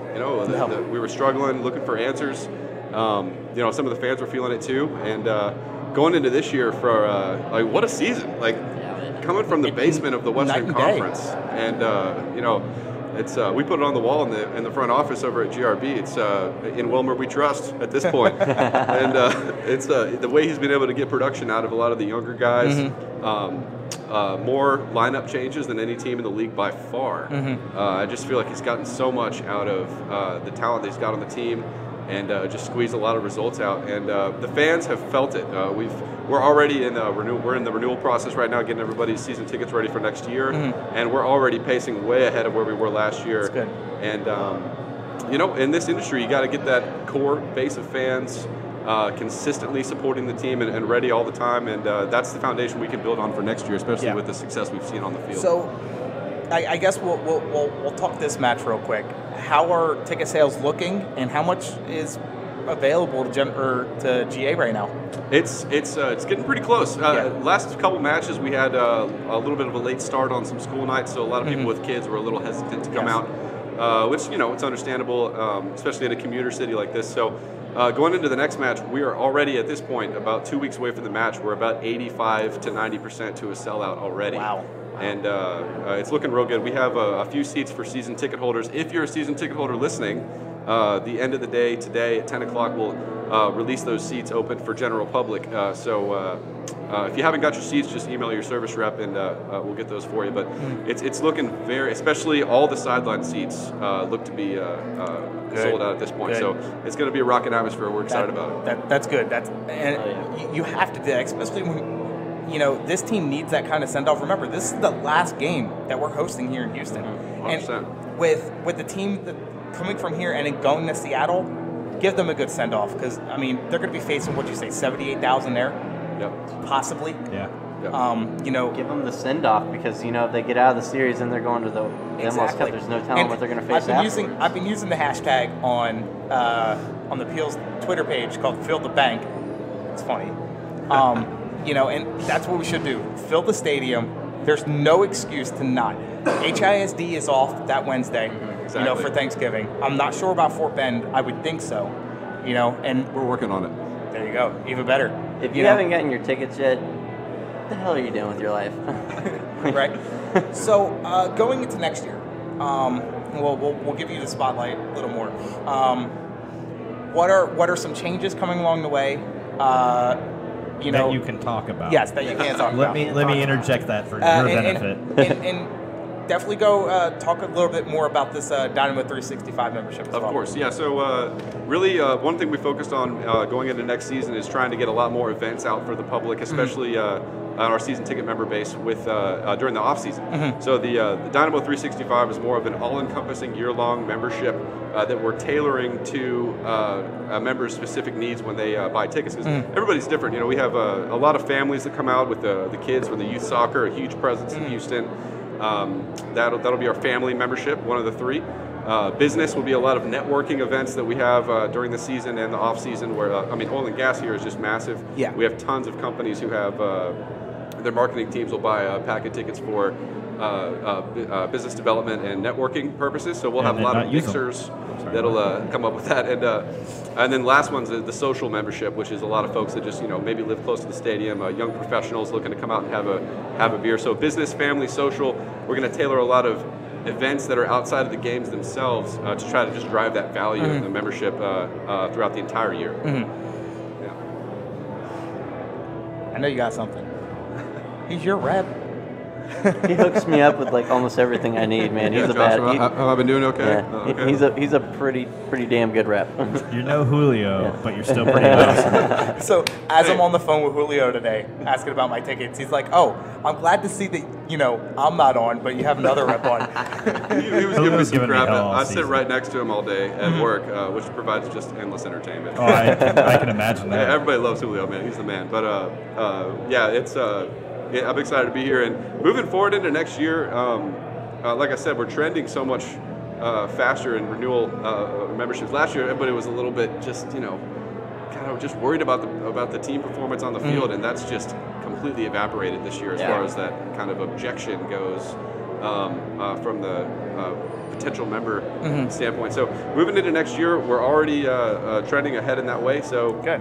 Are you able to give an early number on the season ticket sales? Specifically, it's all up in the air right now, just because the last few weeks we've been pushing really hard and trying to get everything going. So the updates are coming, though. I will say that it's trending a lot better than last year was, and people are excited in Texas.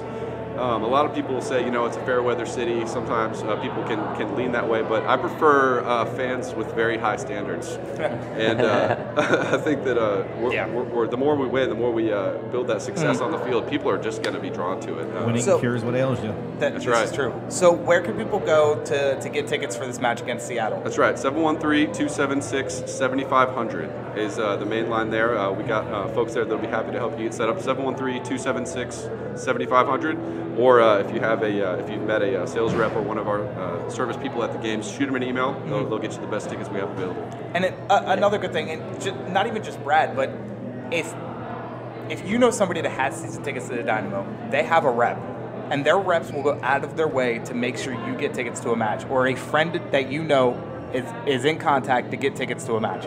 So I do gotta applaud the Dynamo and their service team. Hey, that's the thing. If you have season tickets with us, just ask us if you want to do something, because more times than not we can find a way to make it happen. Whether it be get out in the rally tunnel for boats. I don't know if y'all saw the rally tunnel before the playoff matches. They got all the some orange lights and a lot of extra stuff in there, and it's It's they got a fog machine? Are they trying to predict the Astros? Do we have a fog machine? But yes, absolutely. It's a cool deal because part of being a member is having somebody at your disposal to not only just answer questions, get your tickets when you need them, but make sure that we're getting you your complete and total money's worth out of what you spend on Dynamo tickets. It's not just the game. Soccer is kind of the backdrop to a lot of what we do, and building that season ticket member base for the whole year instead of just during the season, I think we're going to see a lot of positive changes in the way that people enjoy their membership. That's awesome. Guys, got anything else? Before we take another break? If we have a listener, I phrased that really bad. If we have a listener that either A, they don't know who their rep is, or B, they don't talk to their rep doesn't talk to them, who do they reach out to? And how do they get that taken care of? So any problem, if you have any issue at all, info@HoustonDynamo.com. They shoot an email to that. If you're not sure who to get with, they'll match you up with somebody in no time. And everybody who buys season tickets is assigned to one of us. So we're happy to help in any way we can. So if you have any questions and you're not sure who to ask, just to info@HoustonDynamo.com. We'll get you squared away in no time. So we do have a listener. They want to know: is there a way to get a vault pass for the Seattle game? Since it's not in the point store anymore. Right. So. For the playoff games, we turned it off in the Orange Reward store. We're taking care of everybody internally. So if you have something that you'd like to try out, just ask your rep, and we should be able to accommodate for you, just based on availability. But I'm telling you, the way the crowd's looking for this game.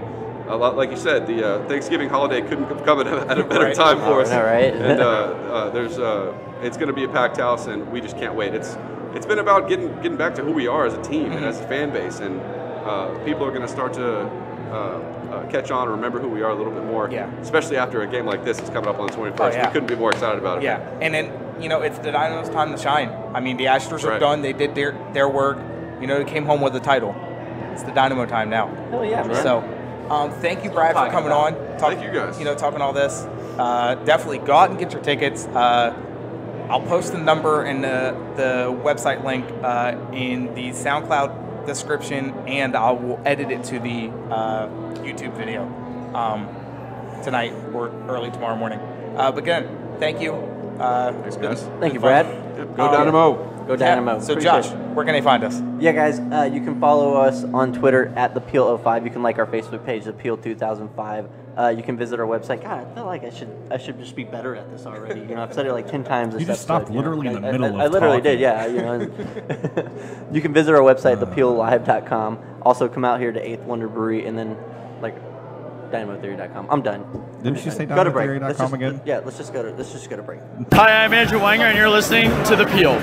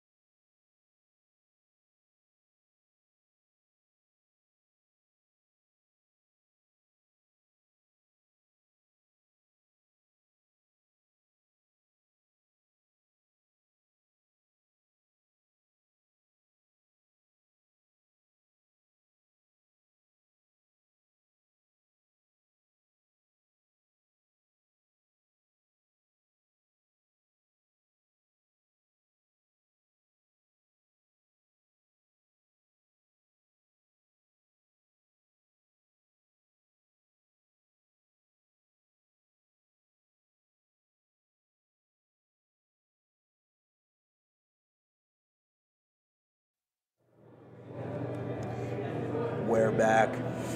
Wow, that sounded depressing. It's definitely not depressing. So spend a couple minutes. We'll talk MLS Cup playoffs and the other teams that have advanced. There's only two. And some not funny, but some drama that did happen in one of the matches. Oh, it was funny. It was funny if you were not a fan of TSC or Columbus. New York Red Bulls. We already did cover it. Seattle Sounders beating Vancouver 2-0 on aggregate. Final match of that one took place this last Thursday. So I think it's important to note with that also, Seattle and Houston both drew their first matches 0-0 in last round in the semifinals. So that's a big deal that they both did the same thing. Yeah. With different results, obviously, in the next match. But still interesting to note that they both drew that first match. And then New York and Columbus. New York City FC. You should clarify that. Yeah, New York City FC. They were in a hole to begin with. That was fun to watch. It was. That series. That series was fun to watch. I think it was more fun to watch them miss the net than anything because they had their chances multiple times to get back in that series. Credit to Zach Steffen. I mean, he stepped up massively. Not that it's a surprise. He's a fantastic goalkeeper. The crew keeper is incredible. But no, I will say that New York City had multiple chances to, walk out of that series. I like seeing anything New York. But I mean, they were down so much to begin with, NYCFC, and losing 4-3 on aggregate. Columbus advancing. So how do they feel about that small pitch now? Well, and they were talking about this, and I know I bring up United States of Soccer a lot on XM, but I listen to it almost religiously. And if you want to talk about probably one of the biggest busts in MLS in a DP slot, it's got to be Pirlo. I think if he would have went to any other team, it would have been great. But the fact that you constricted him to that pitch where you're playing half your games, you're really not playing him in what he's good at. He's good at wide spaces, and you weren't getting that in New York. No. So, what a waste of his last year. Yeah, it is. Yeah, what a waste. Year and a half. But overall, what a career! And it's been fun to watch him play. And he is retiring. Grazie. So, yes. Hey, he played here in Houston last year, correct? Was he with the team? Was he? Yeah, he was with the team last year. Yeah, he did play in Houston, though, right? He didn't have any impact, but he played. It was awesome watching him play live. As you totally remember that clearly. Totally, yeah. Blues fan says he ain't upset, he got paid. Yeah, that's true. That's very true. He retired in the retirement league. Oh. And then you did have us beating Portland 2-1 on aggregate. We went over this 60 minutes ago. Would you chill out and just follow along? Just keep scrolling, that's all I'm saying. So that takes us to November 21st. You skipped a match. No, I didn't. Hashtag regurgitated yes, content. you did. You didn't talk about Toronto and New York, you dummy. I didn't skip a match. It's the most important one because it was the best one. That's true. God, I hate you. I hate that you're right all the time. I know. Doesn't it suck being right all the time? Toronto you wouldn't winning. know that, would you? Toronto winning 2-2 on aggregate with away goals. Yes. Yes. And Yes. can we talk about 2 U.S. national team players that apparently hate each other all of a sudden? Yep. Didn't Cleiston call him soft? He did. Yeah. But if you go back and watch, He is though. if you go back and watch the foul, Yeah, he's soft. at least Josh stood up. Well, he took as long as Altidore did to react to it. yeah. Altidore got breathed on, and he flopped like he just got punched in the head. Oh, absolutely. I mean, These and guys then- are at each other's throats right now, and I think it's absolutely hilarious. now It makes me mad before, and I know we're going to get into this here in a minute with the call-ups, but it makes me mad those two weren't called up for the for the Portugal match. I just want to see them on the practice pitch going at each other, man. Could you imagine that? Oh, dude. Oh, dude, that But would you know be what? incredible. I mean, we'll get into this in a minute, but that's what the U.S. needs right now. They need some fire. Yeah. But I also think it's also very good for MLS Yeah. to have this kind of headbutting. It's personality. It is. Finally. It's something that MLS hasn't really had other than your given rivalries. You know, your Portland, Seattle, Dallas. Where your was Dallas, this? Houston. Where was this a month ago? Where was the fire a month ago? Exactly. They left it on the MLS Not pitch. against Trinidad. Yeah, obviously. I mean, when I say fire, I mean Chicago Fire. Why aren't they making the World Cup? And then so that spilled into the locker rooms. Josh with the winning statement of the night. That's great. Are you guys criticizing when I put a tweet about No, that? it wasn't the locker room. It was the tunnel. Well, they the didn't even tunnel. They didn't even make it out from. I mean, they made it out. They made it in. But you had and then it was on the way you had out. Jesse Do we Marsh even deciding know- he wanted to get in the middle of it too. That was So dumb. was this before or after the game when the tunnel happened? It was the middle of the game. Yeah, it was the middle of the halftime. game. So It was they were halftime. fighting. Do we even know why they were fighting? They were It's the fighting same thing. because of the physicality on the pitch, Yeah. and what sent it over They the were edge fu- was the Kleshton and Altidore issue. and Cleiston calling Altidore soft. Altidore doesn't like to be called soft, and Altidore took exception to it, which I think is hilarious because he is soft. And it escalated, and I'm sure more words were exchanged other than "you're soft." I'm sure some very unnice things were said about each other's mothers, and whatever. And it just escalated, and it just got to the point where apparently they went at each other very violently. There's videos out there showing the aftermath. I didn't see any that actually showed the during. You know what I got to call Altidore out on? If you're Being gonna a little tweet, bitch? Oh, I'm sorry, what? If you're gonna tweet something, stand by it. Don't be a little bitch and delete your tweet. Yes. Yes. So basically, yes, you're calling Yeah. him out for being the little bitch No, that he is. Okay, I am. I'm clarifying. agreeing with you. Yeah. I'm agreeing with you. Just remember that the internet never forgets. I'm sure your marketing Just manager loves forget us that right now, doesn't he? tomorrow when this goes on KTXF, this is going to be bleep bleep. Bleep, bleep, bleep. I have a long day of editing. Yes, you do. You probably just cut this entire segment out. But We were good up until now. so Thanks, that Sean. that all takes us to November 21st. You can thank Altidore and Cleiston. True. And we have Columbus taking on Toronto. That is the early match of the day. In Kickoff- Columbus. In Columbus. Kickoff is 7 o'clock. In Columbus. You In totally Columbus. glazed over that No, thought. in Columbus. So pre-court, if you're watching, you're probably not. But you have a fan base that shows up for your matches and you got a team in the playoffs. There's no do? reason. They didn't show up for the last one. Did they not? They didn't. It was Oh, very, I know very they're boycotting him. Well, still, I'm just saying. I mean, But- the hardcore fans showed up, but your Yes. casual fans did, which is no surprise. You threaten to move the team, of course, nobody's going to show up. That's true. Calloway says, I want to see a Zidane level headbutt again one day. It'd probably be Dempsey on somebody. Ooh, man. Dempsey on Chad. No, Chad Wait, Marshall he's plays for gonna the go same out. team. That's not going to work. And then you have our match, which is 9 o'clock. It's the later scheduled match. So I do want to dive into, a lot of people were complaining about that kickoff time. That's not set by MLS, and that is not set by Nope. the teams. It's broadcast rights. MLS got paid Yep. a lot. for broadcast $735 rights. million. There you go. A lot. Yep.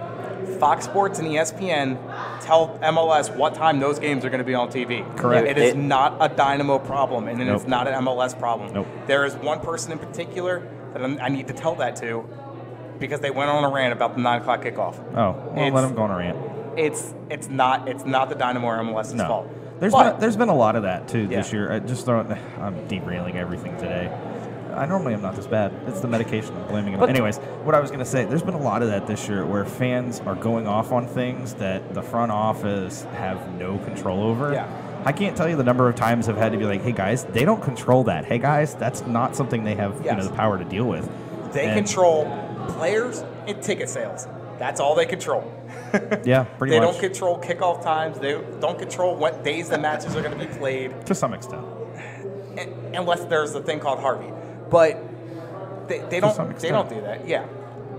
I mean, I don't know why they own the stadium, so they do have some control over that. I mean, maybe for dash games, but, you know how they move them to RGB. Lord have mercy, let's not go there. Anyways, all I was saying to that was just be careful what you guys, rant and rave over, because you could be ranting and totally.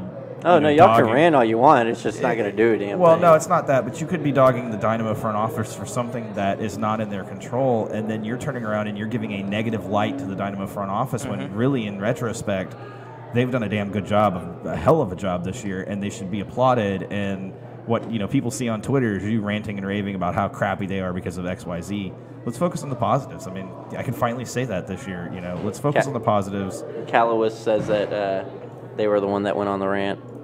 They're guilty for it. Yeah, that's because he didn't hit me up in Discord to know the actual, it wasn't a Dynamo thing. I didn't get a chance. Being sick has sucked.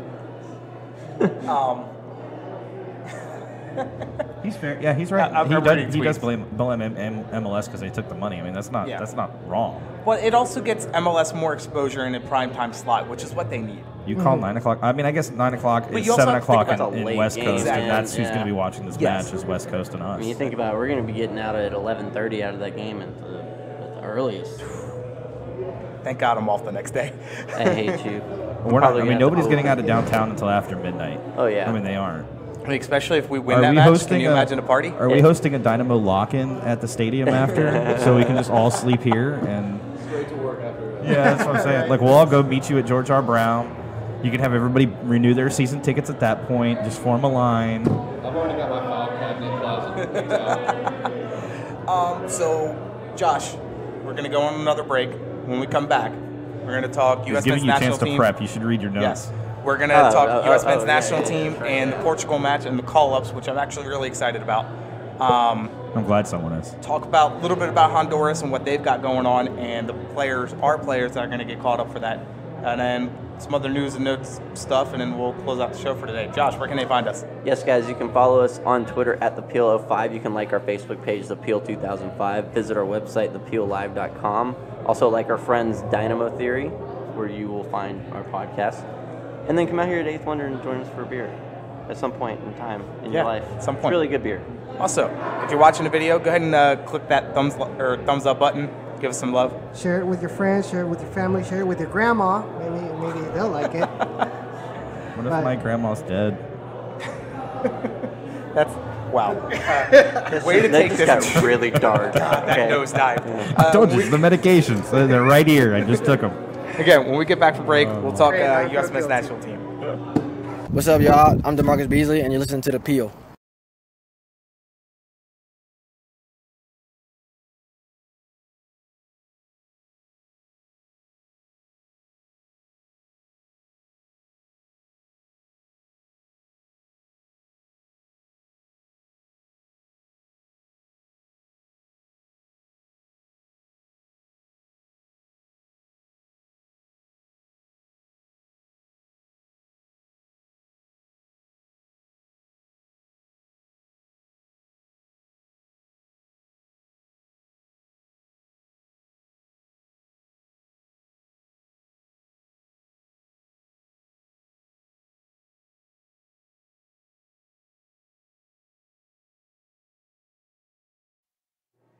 We're back. I'm sorry.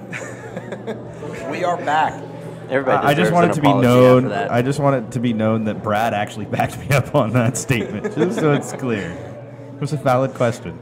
It was horrible, but it was a valid question. We have now entered the Twilight Zone.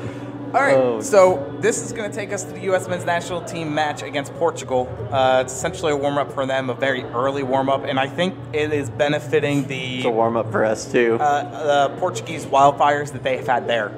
A very, very early warm-up for us. Like about a 5-year, like about a 5-year warm-up for us. So lineups, goalkeepers. We've got Jesse Gonzalez from FC Dallas, Bill Hamid, who is no longer with he's in DC United. Norway. He's going to Norway now. Yes, and Ethan Horvath. By the way, Horvath just got demoted by his team from starting goalkeeper. Just thought I'd let you know his club team just demoted him. So I guess we'll break this up in position. What do you guys feel about the goalkeeper spot? I did sign Horvath to my FIFA 18 career mode team, by the way.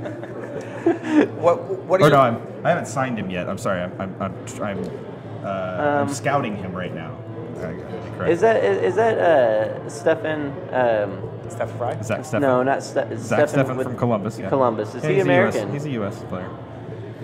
Yeah, he was playing over in Europe, and they signed him, and he should have got a call up. I think the only reason he didn't, honestly, is because of when this match falls, and Columbus probably specifically requested that he didn't play. Playoffs. So, what are your thoughts on the goalkeeper spot? Who do you want to see start? Well, I just said that Horvath got demoted by his club team, so not him. Bill Hamid is old as dirt and sucks to begin with, so not him. That only leaves me one choice, and it pains me. I know, right? It pains me to say this, but I would like to see the Dallas keeper that gave up 5 goals to the Dynamo a year ago be the starter for the U.S. men's national team for this match. Because you know what? The defense needs to know what it's like to fail again. And against Portugal, they're guaranteed to fail. I'm just kidding. They're not guaranteed. In Portugal, by the way. An asterisk to this match, Ronaldo most likely will not be playing. Oh, he's not going to play. So how many AO members are going to travel to that game? That's the real question. In Portugal? Probably quite a few. They'll probably have a couple hundred. So? They'll have a good. I think they'll have a decent amount. Yeah. Unless they're boycotting because something happens before then related to U.S. soccer, and then there could be that. Josh, what are your thoughts on the goalkeeper? I'm going to agree with Sean. I mean, sadly enough, we're going to have to roll with Jesse Gonzalez. Do I want him to be good in FC Dallas? Not a chance in hell. Do I want him to be very good for U.S. soccer? Yes. I think he's good. I think he has a lot to offer U.S. soccer. I also think that his defense in FC Dallas was garbage. I'd like to see Klinsmann's little boy. Well, I mean, the thing is right, we have a lot of options, and this is the best that they brought. Horvath, I can give him a pass on because he's got so much hype. But Bill Hamid, really? I'd rather have Sean Johnson. I mean, you know, I realize Tyler Derrick just had his stuff, but before that, why not Tyler at least? I mean, come on, there are guys in this league that deserve an opportunity. How old is Tyler? 28. 28. Yeah. That takes us to defense. I mean, he's a keeper, though. He goes till he's 40. Just like Tim Howard. Does Callaway say that Hamid is going to Denmark, not Norway? Oh, sorry, my bad. They're both in Europe, so they're both in the northern hemisphere of Europe. They're both Scandinavian. That's very true. That takes us to our defensive positions. We got John Brooks, Cameron Carter-Vickers, Eric Lehigh. Lehigh? Okay, I was close. Not really. I was close. Lachey and Lehigh. Yeah, they sound identical to me. I'm the one on the medication. You did take a couple. Matt Miazga. How do you say his name? Yeah, did I say it right? Okay. Tim Ream, Jorge Villafana, and DeAndre Yedlin. Yedlin. Any standout there that's not a regular that you want to see start? Yedlin. I want to see Vickers just because I don't know who that is. I just want to see him on the Cameron Carter-Vickers. He played for SKC, and then he got sold to Tottenham, and he's part of Tottenham's bench. No, he's part of Man City. Man City, sorry. So Tottenham is Eric Palmer Brown. No, that's right. Eric Palmer Brown's the one that's in Man City.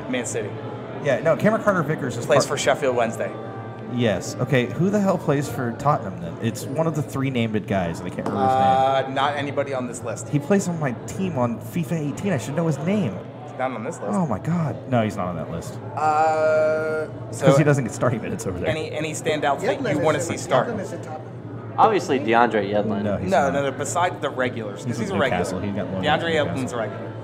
And so is John. There's a couple of regulars in there. That's technically a regular. Out of the ones, Tim Ream, I want to see Miazga is probably my one that I want to see more than anything because of his time overseas. Yeah.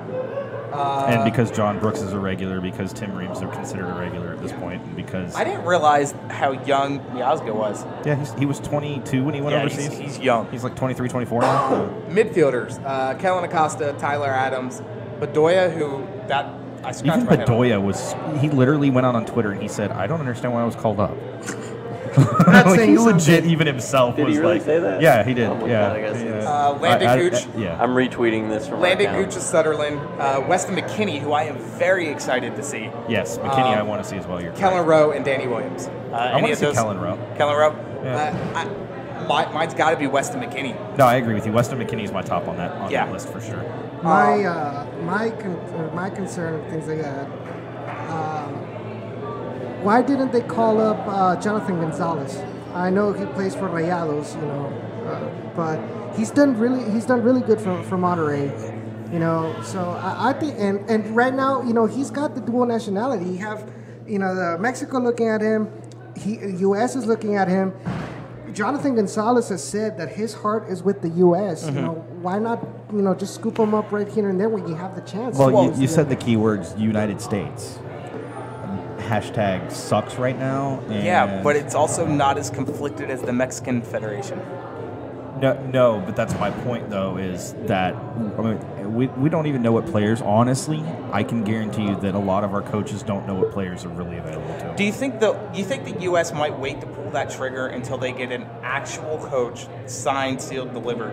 Why? That's not an interim. Cap tie him while you can. Yeah. That's what I'm saying. That's what I'm saying. Guys. I mean, we already know that he wants to be with you, and you want to get these players formed for the next World Cup qualifiers. I do have a snub too. Good. Why like you mentioned, why not just start now? That's true. Forwards, Juan Agudelo, which I scratched my head on that one. Yeah. Dom Dwyer, CJ Sapong, another one I scratched my head on. No, I get Sapong, and Josh Sargent.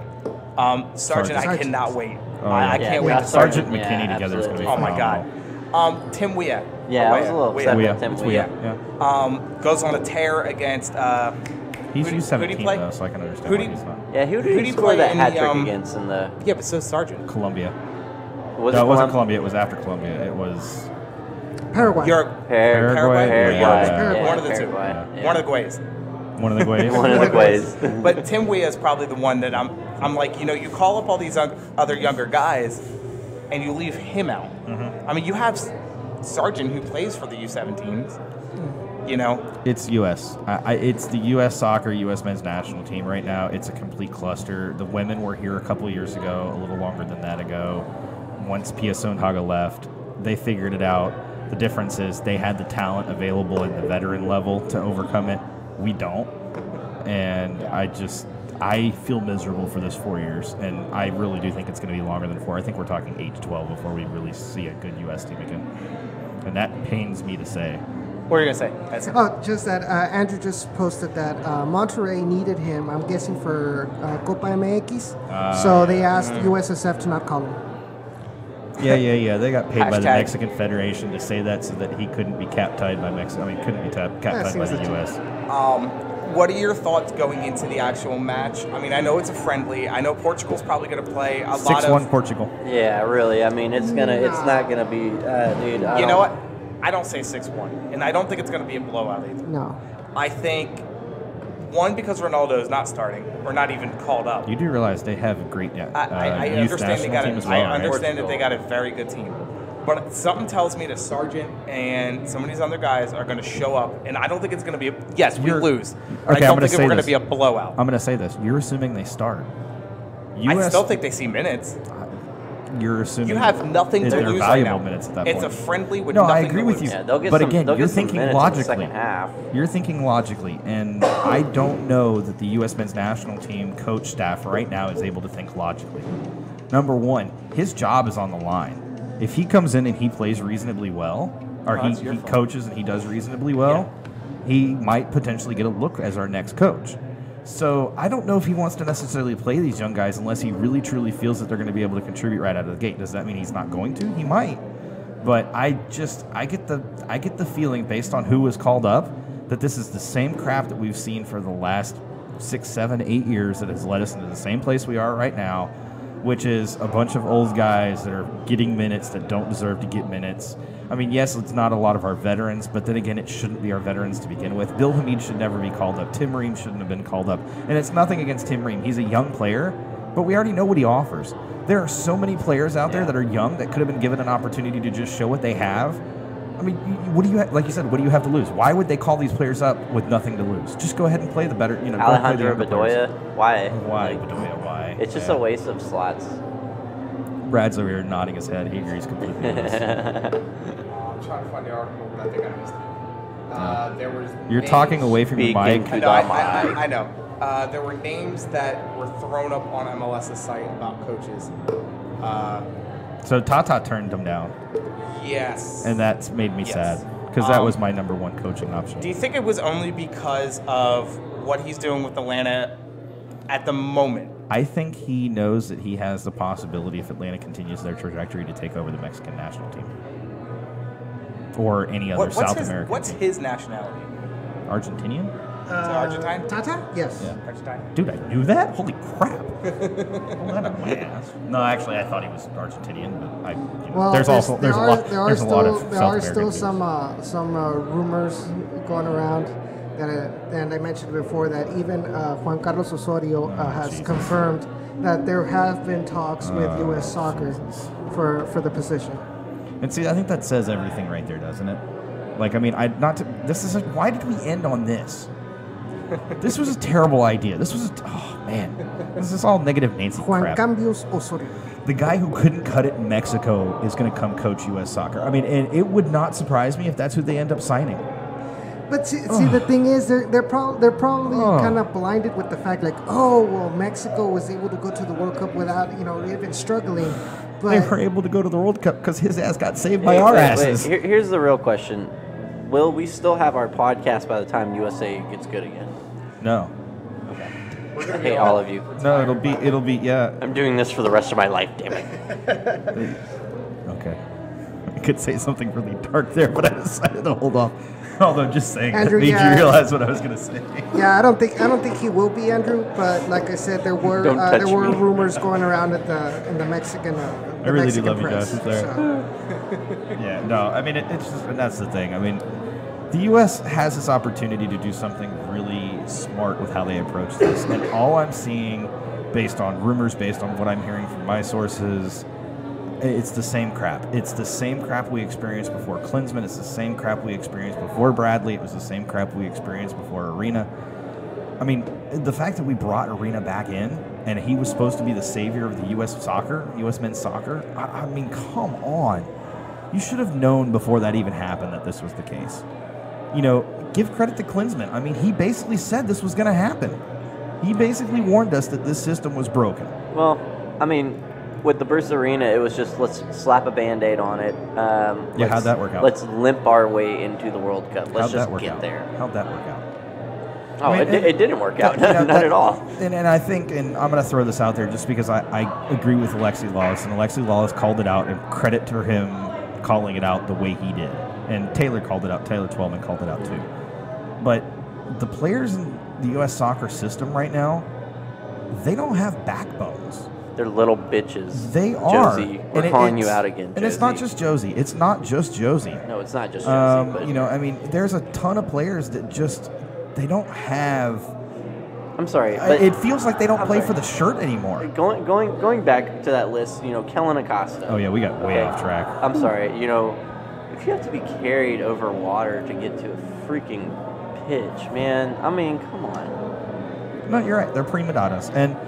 somebody said this on Twitter, and I don't know who called it out, but, MLS is actually a big part of that because MLS creates this structure where these players can come in and they can be, leaders of their team, a Jordan Morris, type, or a Kellen Acosta. Tattooed millionaires. Yeah. It's the truth. I mean, it is. And it hurts to hear it. It hurts to hear it as an American fan because we want to see MLS succeed. Mm-hmm. But you look at MLS and the top U.S. players in MLS, they're skating by.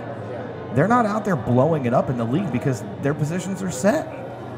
I mean, okay, let me throw a name out to you at forward that it's going to make you laugh. Will Bruin. Yeah. Why not? If you're going to call in Bill Hamid, why not give Bruin a shot? That's true. Yeah. How old's Will? Yeah. Is he 32? No. He's 20-something. He's 28, 29. Yeah. I feel like he's older. He's Tyler. Actually, he might be a year younger than Tyler. Really? He might be 27. Someone tells me he's in his early 30s. Well, you got Wikipedia, bro. Come on. While Edson's looking at that. Well, Butters. Mm-hmm. Yeah. 28. 28. There you Oh, go. God, for some, I Very don't know nice. why I thought Well, he was because older. you have to remember, he started the first year he was here, right out of the gate, and we drafted him right out of college. Okay. And so it felt like, he played here a lot at the long He time. played here a long time. So to continue with the FIFA trend, because it matters, Elise, Kyoto, Boniak, And Machado. and Machado. That's right. 'Cause they play a playoff game too. I thought there were 5. Are they in a play? No, they're not in a playoff. No, they're game. not in a playing playoff. friendly. But there's international friendlies that he's being called up for. And, which is okay Just like this because I'd rather him play in a friendly and play just like 45-minute half and then get subbed off. But the one that matters, Elise, Kyoto, Boniak, will be playing Australia in a two-legged series to decide who goes to the 2018 Russia World Cup. Hey, that Elise, match can will you do be me November a favor? 10th. Hey, Elise, can you do me a favor and get a red card in that first match so that you can't play the second match so you can go all out here in Houston? That'd be great. Yes. Well, not here in Houston. I mean, actually in Seattle, isn't it?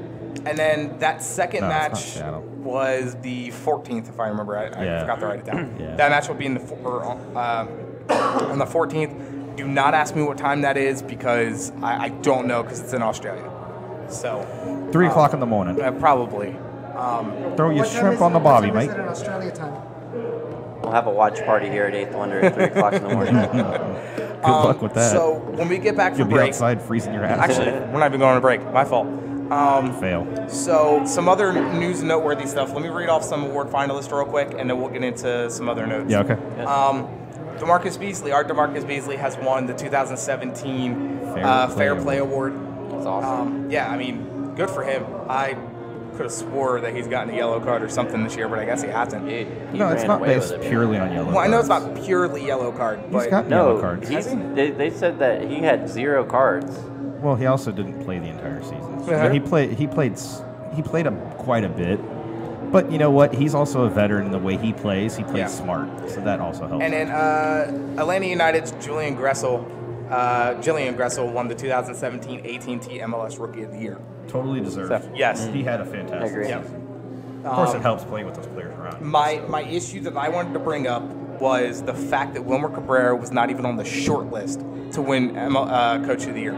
He doesn't play in a big market.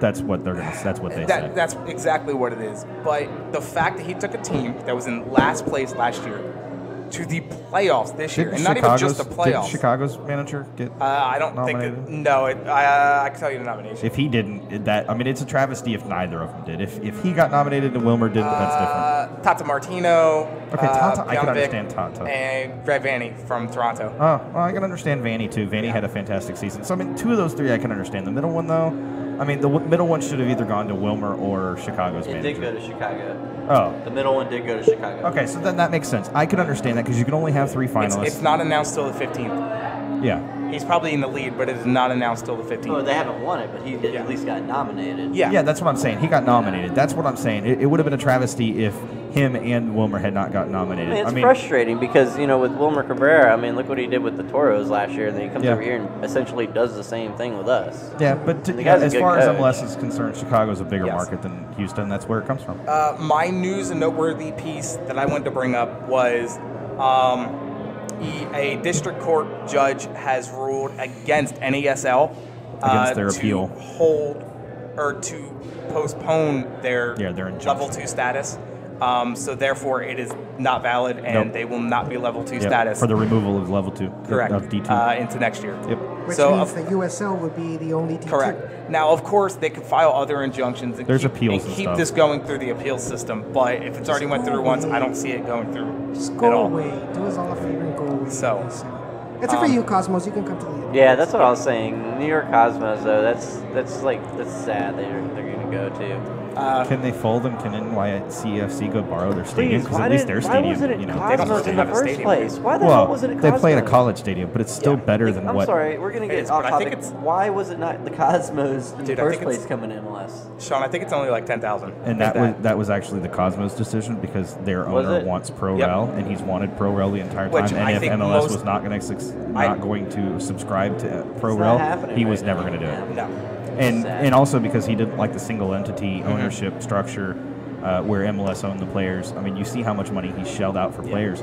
But there's a caveat to that. The Cosmos are currently struggling financially, and there's a very good possibility they fold up next season. That's so sad. Sean, what is your Brad Friedel is the next head coach of the New England Revolution. They were a dumpster fire under Jay Heaves. They're now going to be a dumpster fire even worse under him.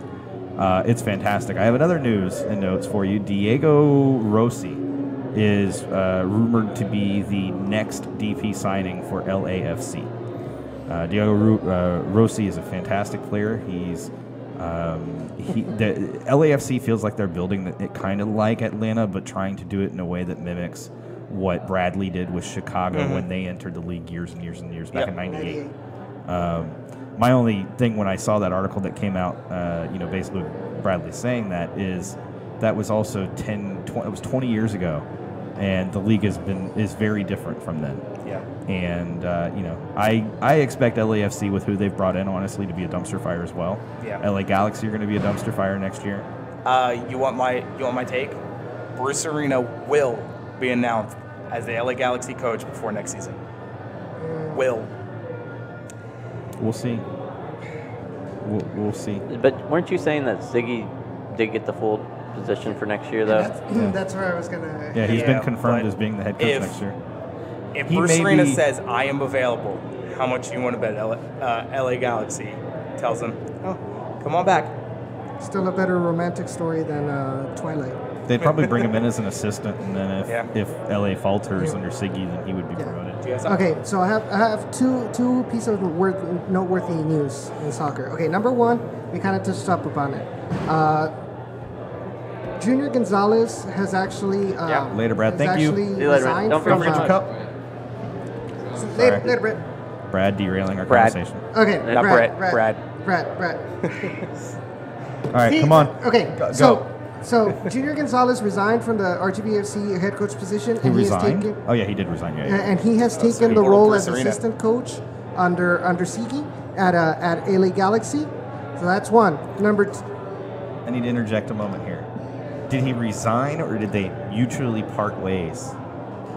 Kind of like Owen Coyle mutually parted ways. No, they did not use that wording. It just says that's because they got slammed so hard after they used that wording.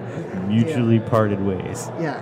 They just said that he took up the offer from LA Galaxy. I can't blame him. RGV was not going to be RGV was not going to be his chance to get a head coach position with how Wilmer's coaching right now. So I can't blame him. So that goes into the thing that, probably they're looking at a long term with Siggy at LA Galaxy. Still going to be a dumpster fire, I think, But I don't know what they're trying to rebuild. Okay, number two, and I did mention this before. So according to according to a source, so U.S. Soccer, the federation still owes Christos FC $15,000 from their Open Cup purse.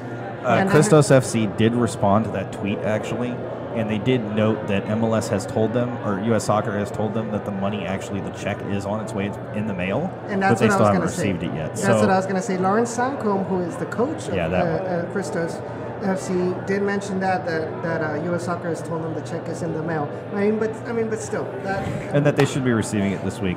I got soccer news here for you too. Oh Lord. Bruin uses snake oil. Oh, God, stop. Thank you, Racker, for providing that for me. So the other thing I wanted to bring up, right across the street, almost, Brian Ching, Houston Dynamo's own Brian Ching, will be opening up a bar, a soccer-specific bar called Pitch 25. Yes. There is a investor fundraiser thing. It's like Kickstarter, but for investors. Yep. As of right now, it is slated to open in spring of 2018 in time for the MLS season next year. Yes. Well, roughly. Yes. I'm super excited about it. I know Josh is excited about it. Hell yeah. It is soccer only. I mean, I know. How there's an epic indoor is that? pitch. I mean, that's all you need to know. Yeah. Yep. Drink beer and then go play soccer. I don't think that's how that's going to work. I think it's play soccer, then drink beer. Halftime turns into full time. My original. But I'm excited. Absolutely 100% agreed with you. Oh my God. Also, some newsworthy notes that we need to do, because we also need to plug it, is Stu Holden's charity match has been postponed until December 10th.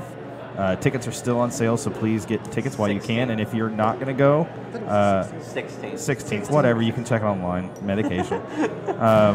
If you're not going to go and you still want to contribute, donate, whatever, you can buy tickets and donate them. I am certain they can find people that will go in your stead. Yes. If you really want, you can buy me a ticket and I'll go in your stead and I'll cheer for you. Me and Josh will do it. We'll sacrifice for the team. We will sacrifice for the team. You guys buy us tickets and we'll go. I was displaced during Hurricane Harvey too, damn it. I was stuck in my car. I lost a car in Hurricane Harvey. I mean, hey, come on, right? Just saying. I had a little leak in my ceiling. I'm still waiting to get a car, by the way. Just so y'all know, I'm still waiting for Gap insurance payout. A month and a half later, 2 months. For a car? I'm still waiting for Gap. I've been waiting for Gap since September 20-something, 25th. You're not the only one. Oh no, they've got hundreds of thousands that they're going through. But Josh, where can they find us? We really derailed that conversation too. What about my news? You didn't have news. I did have some news. Giles Barnes is not going to resign. There you go.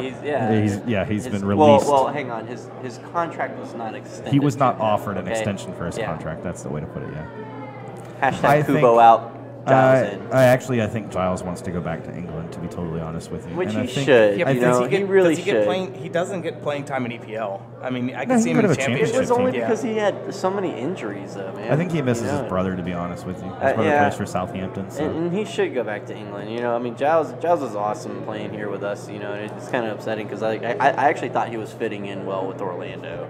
Like, I really did. He was, but with Kaká leaving, it made sense that they would start moving in a different direction. Yeah. I suspect Kyle Laren's gone too. So, Josh, where can they find us? Yeah, guys, you can follow us on Twitter at we've got 3 minutes. What are you rushing him for? I don't understand why he's rushing me. We go 2 hours on the podcast. I didn't start that till late. You started late. We end late. That's how this works. Hey, shut up. I'm sorry, can you start over, Josh? You guys can follow us on Twitter at ThePeel05. You guys can like our Facebook page, ThePeel2005. And share it, too. Visit our website, ThePeelLive.com. You guys can also like our friends Dynamo Theory, and then come out here every Wednesday at 7 o'clock at 8th Wonder Brewery. Have a beer Unless with otherwise us. noted. Unless otherwise noted. The last few weeks it hasn't unless been the case. Unless the Astros go to the World Series again or in the next rain week or two. Or something of or rain. nastiness. I mean, well, it rained today. We were inside. I was referring to Harvey. Well, that too. Or if the Dynamo play on a Wednesday, which we don't have to worry about that right now. Yes. For at least a few months. Yeah, at least a few months, he's trying to end it. I won't let him end. No, soccer's a very long season. Definitely. Do you know how long soccer is? I'm gonna mute. It's like 10 months. If you count playoffs and MLS Cup, Dude, it's like super long. Middle of December, it goes from like March all the way to December. Middle of December, right? And then you're I'm gonna mute all of you. Definitely go out, buy your tickets. If you want to talk to somebody on the phone, get in touch with one of us, and we've got our own ticket reps. Edson, have you bought your tickets yet? You're muted. He's muted. I bought 3 tickets just so it's known, but not for him. Oh. Normally I've been buying him tickets. I couldn't. I had to buy. I bought Cisco's and then I bought Reagan so that she'd go. I'll call my rep tomorrow and see if I can get you one with us. All right. Well, again, I'll post those links in the comments and on the SoundCloud description, which will also be in the iTunes. Yeah, and also you don't have to call us if you want tickets to that match. You don't have to call us. You can text us or email us or send. And by the way, our emails, just so everybody knows, it's Justin at thepeellive.com, Josh at thepeellive.com, Sean at thepeellive.com, and Edson at thepeellive.com. Wait, we have emails of our own now? They just redirect to your Gmail account. But But yeah, so if you email those email addresses because they're easy to remember, we will reply when we get a chance. But so yeah, if you do need he's so pissed off now. We're already over 2 hours. I'm aware. We're not. I'm basically on your timer. Well, if you started the timer late, you screen says we have 15 That's seconds. right. I'm basically on it. But no, seriously. That's just going to make me go longer. Good job. But seriously, though, if you do need tickets, we are more than happy to jump in and help out wherever we can. Our season ticket reps are more than happy to do the same thing. And we really do want to fill up the stadium. We want butts and seats. If you are going to buy a ticket or if you already have bought a ticket and you are going, you had better. There is no excuse to not be in your seat by 9 o'clock. If you are not in your seat by 9 o'clock, you had better be walking into the stadium with drums banging because you do not deserve to be anywhere else at that point. Megan says she's using our emails to sign up for Cosmopolitan. Way to go. Oh, no. Hey, Megan, I'm going to tell you this right now. I can block specifically stuff that comes in as spam mail, just so you know. And I actually do have the spam filter on it, so if stuff comes in like that, it'll get filtered out. Nice try, though. Thank you. We're now at like 2 hours and 2 minutes now. Do you want me to go ahead and get these off? No, I'm going to punch you. Actually, can't you read them off because it's been 5 minutes? Thank you, Tim, for coming on from the Flounders B Team. Thank you, Tim, from the Flounders B Team, calling in and talking to us about the Seattle match. Thank you, Brad, for coming in talking about ticket sales. Till next week. And thank you, Eighth Wonder, for having us out here. I'm gonna cut all of this. So it doesn't matter. The people listening live are loving it. I guarantee. Actually, if you do enjoy this banter between us, please post a message on Twitter or Facebook. Wait, what are you talking about? He's got an entire page left of notes. We have like another hour to go. I don't know why he's rushing us right now. Oh, is that next week's show? Oh, no, you better not. We're supposed to set up next show. We didn't set up next week's show. Because we're not sure if we're having next week's show yet. We will tweet that out. Oh, that's right. Yeah. We got to. You have the note there. Why didn't you move the note? Maybe. Yes. Maybe. It says I know what the note says. So it's 125. We might see y'all in between the first and the second leg. So yeah, no. In all seriousness, though, we will be. If we are not out here next week, we will be out here in 2 weeks, hopefully. And we appreciate when people come out and hang out with us. It's always great. And if you really, really, really come out and you have something to add to the conversation, we'll get you on. Buy us a beer. Yes. You don't have to. That's not a requirement. But if you do, we'll love you even more. Yeah, we love you even more. Yes. You can close out the show now. We're good. I'm trying to. You keep failing. It's not my fault. Because you guys keep talking. Well, it's because there's more stuff to add. Not really. Not at this point. This is important stuff. I'm Justin. I'm Josh. I'm Sean. And I'm muted. And we are the Peel. And Forever Orange. Forever Orange. Houston Go strong, Dynamo. Forever Houston, or for Houston forever. There you go. That's You got it. For Houston forever. Go Astros. Oh my God.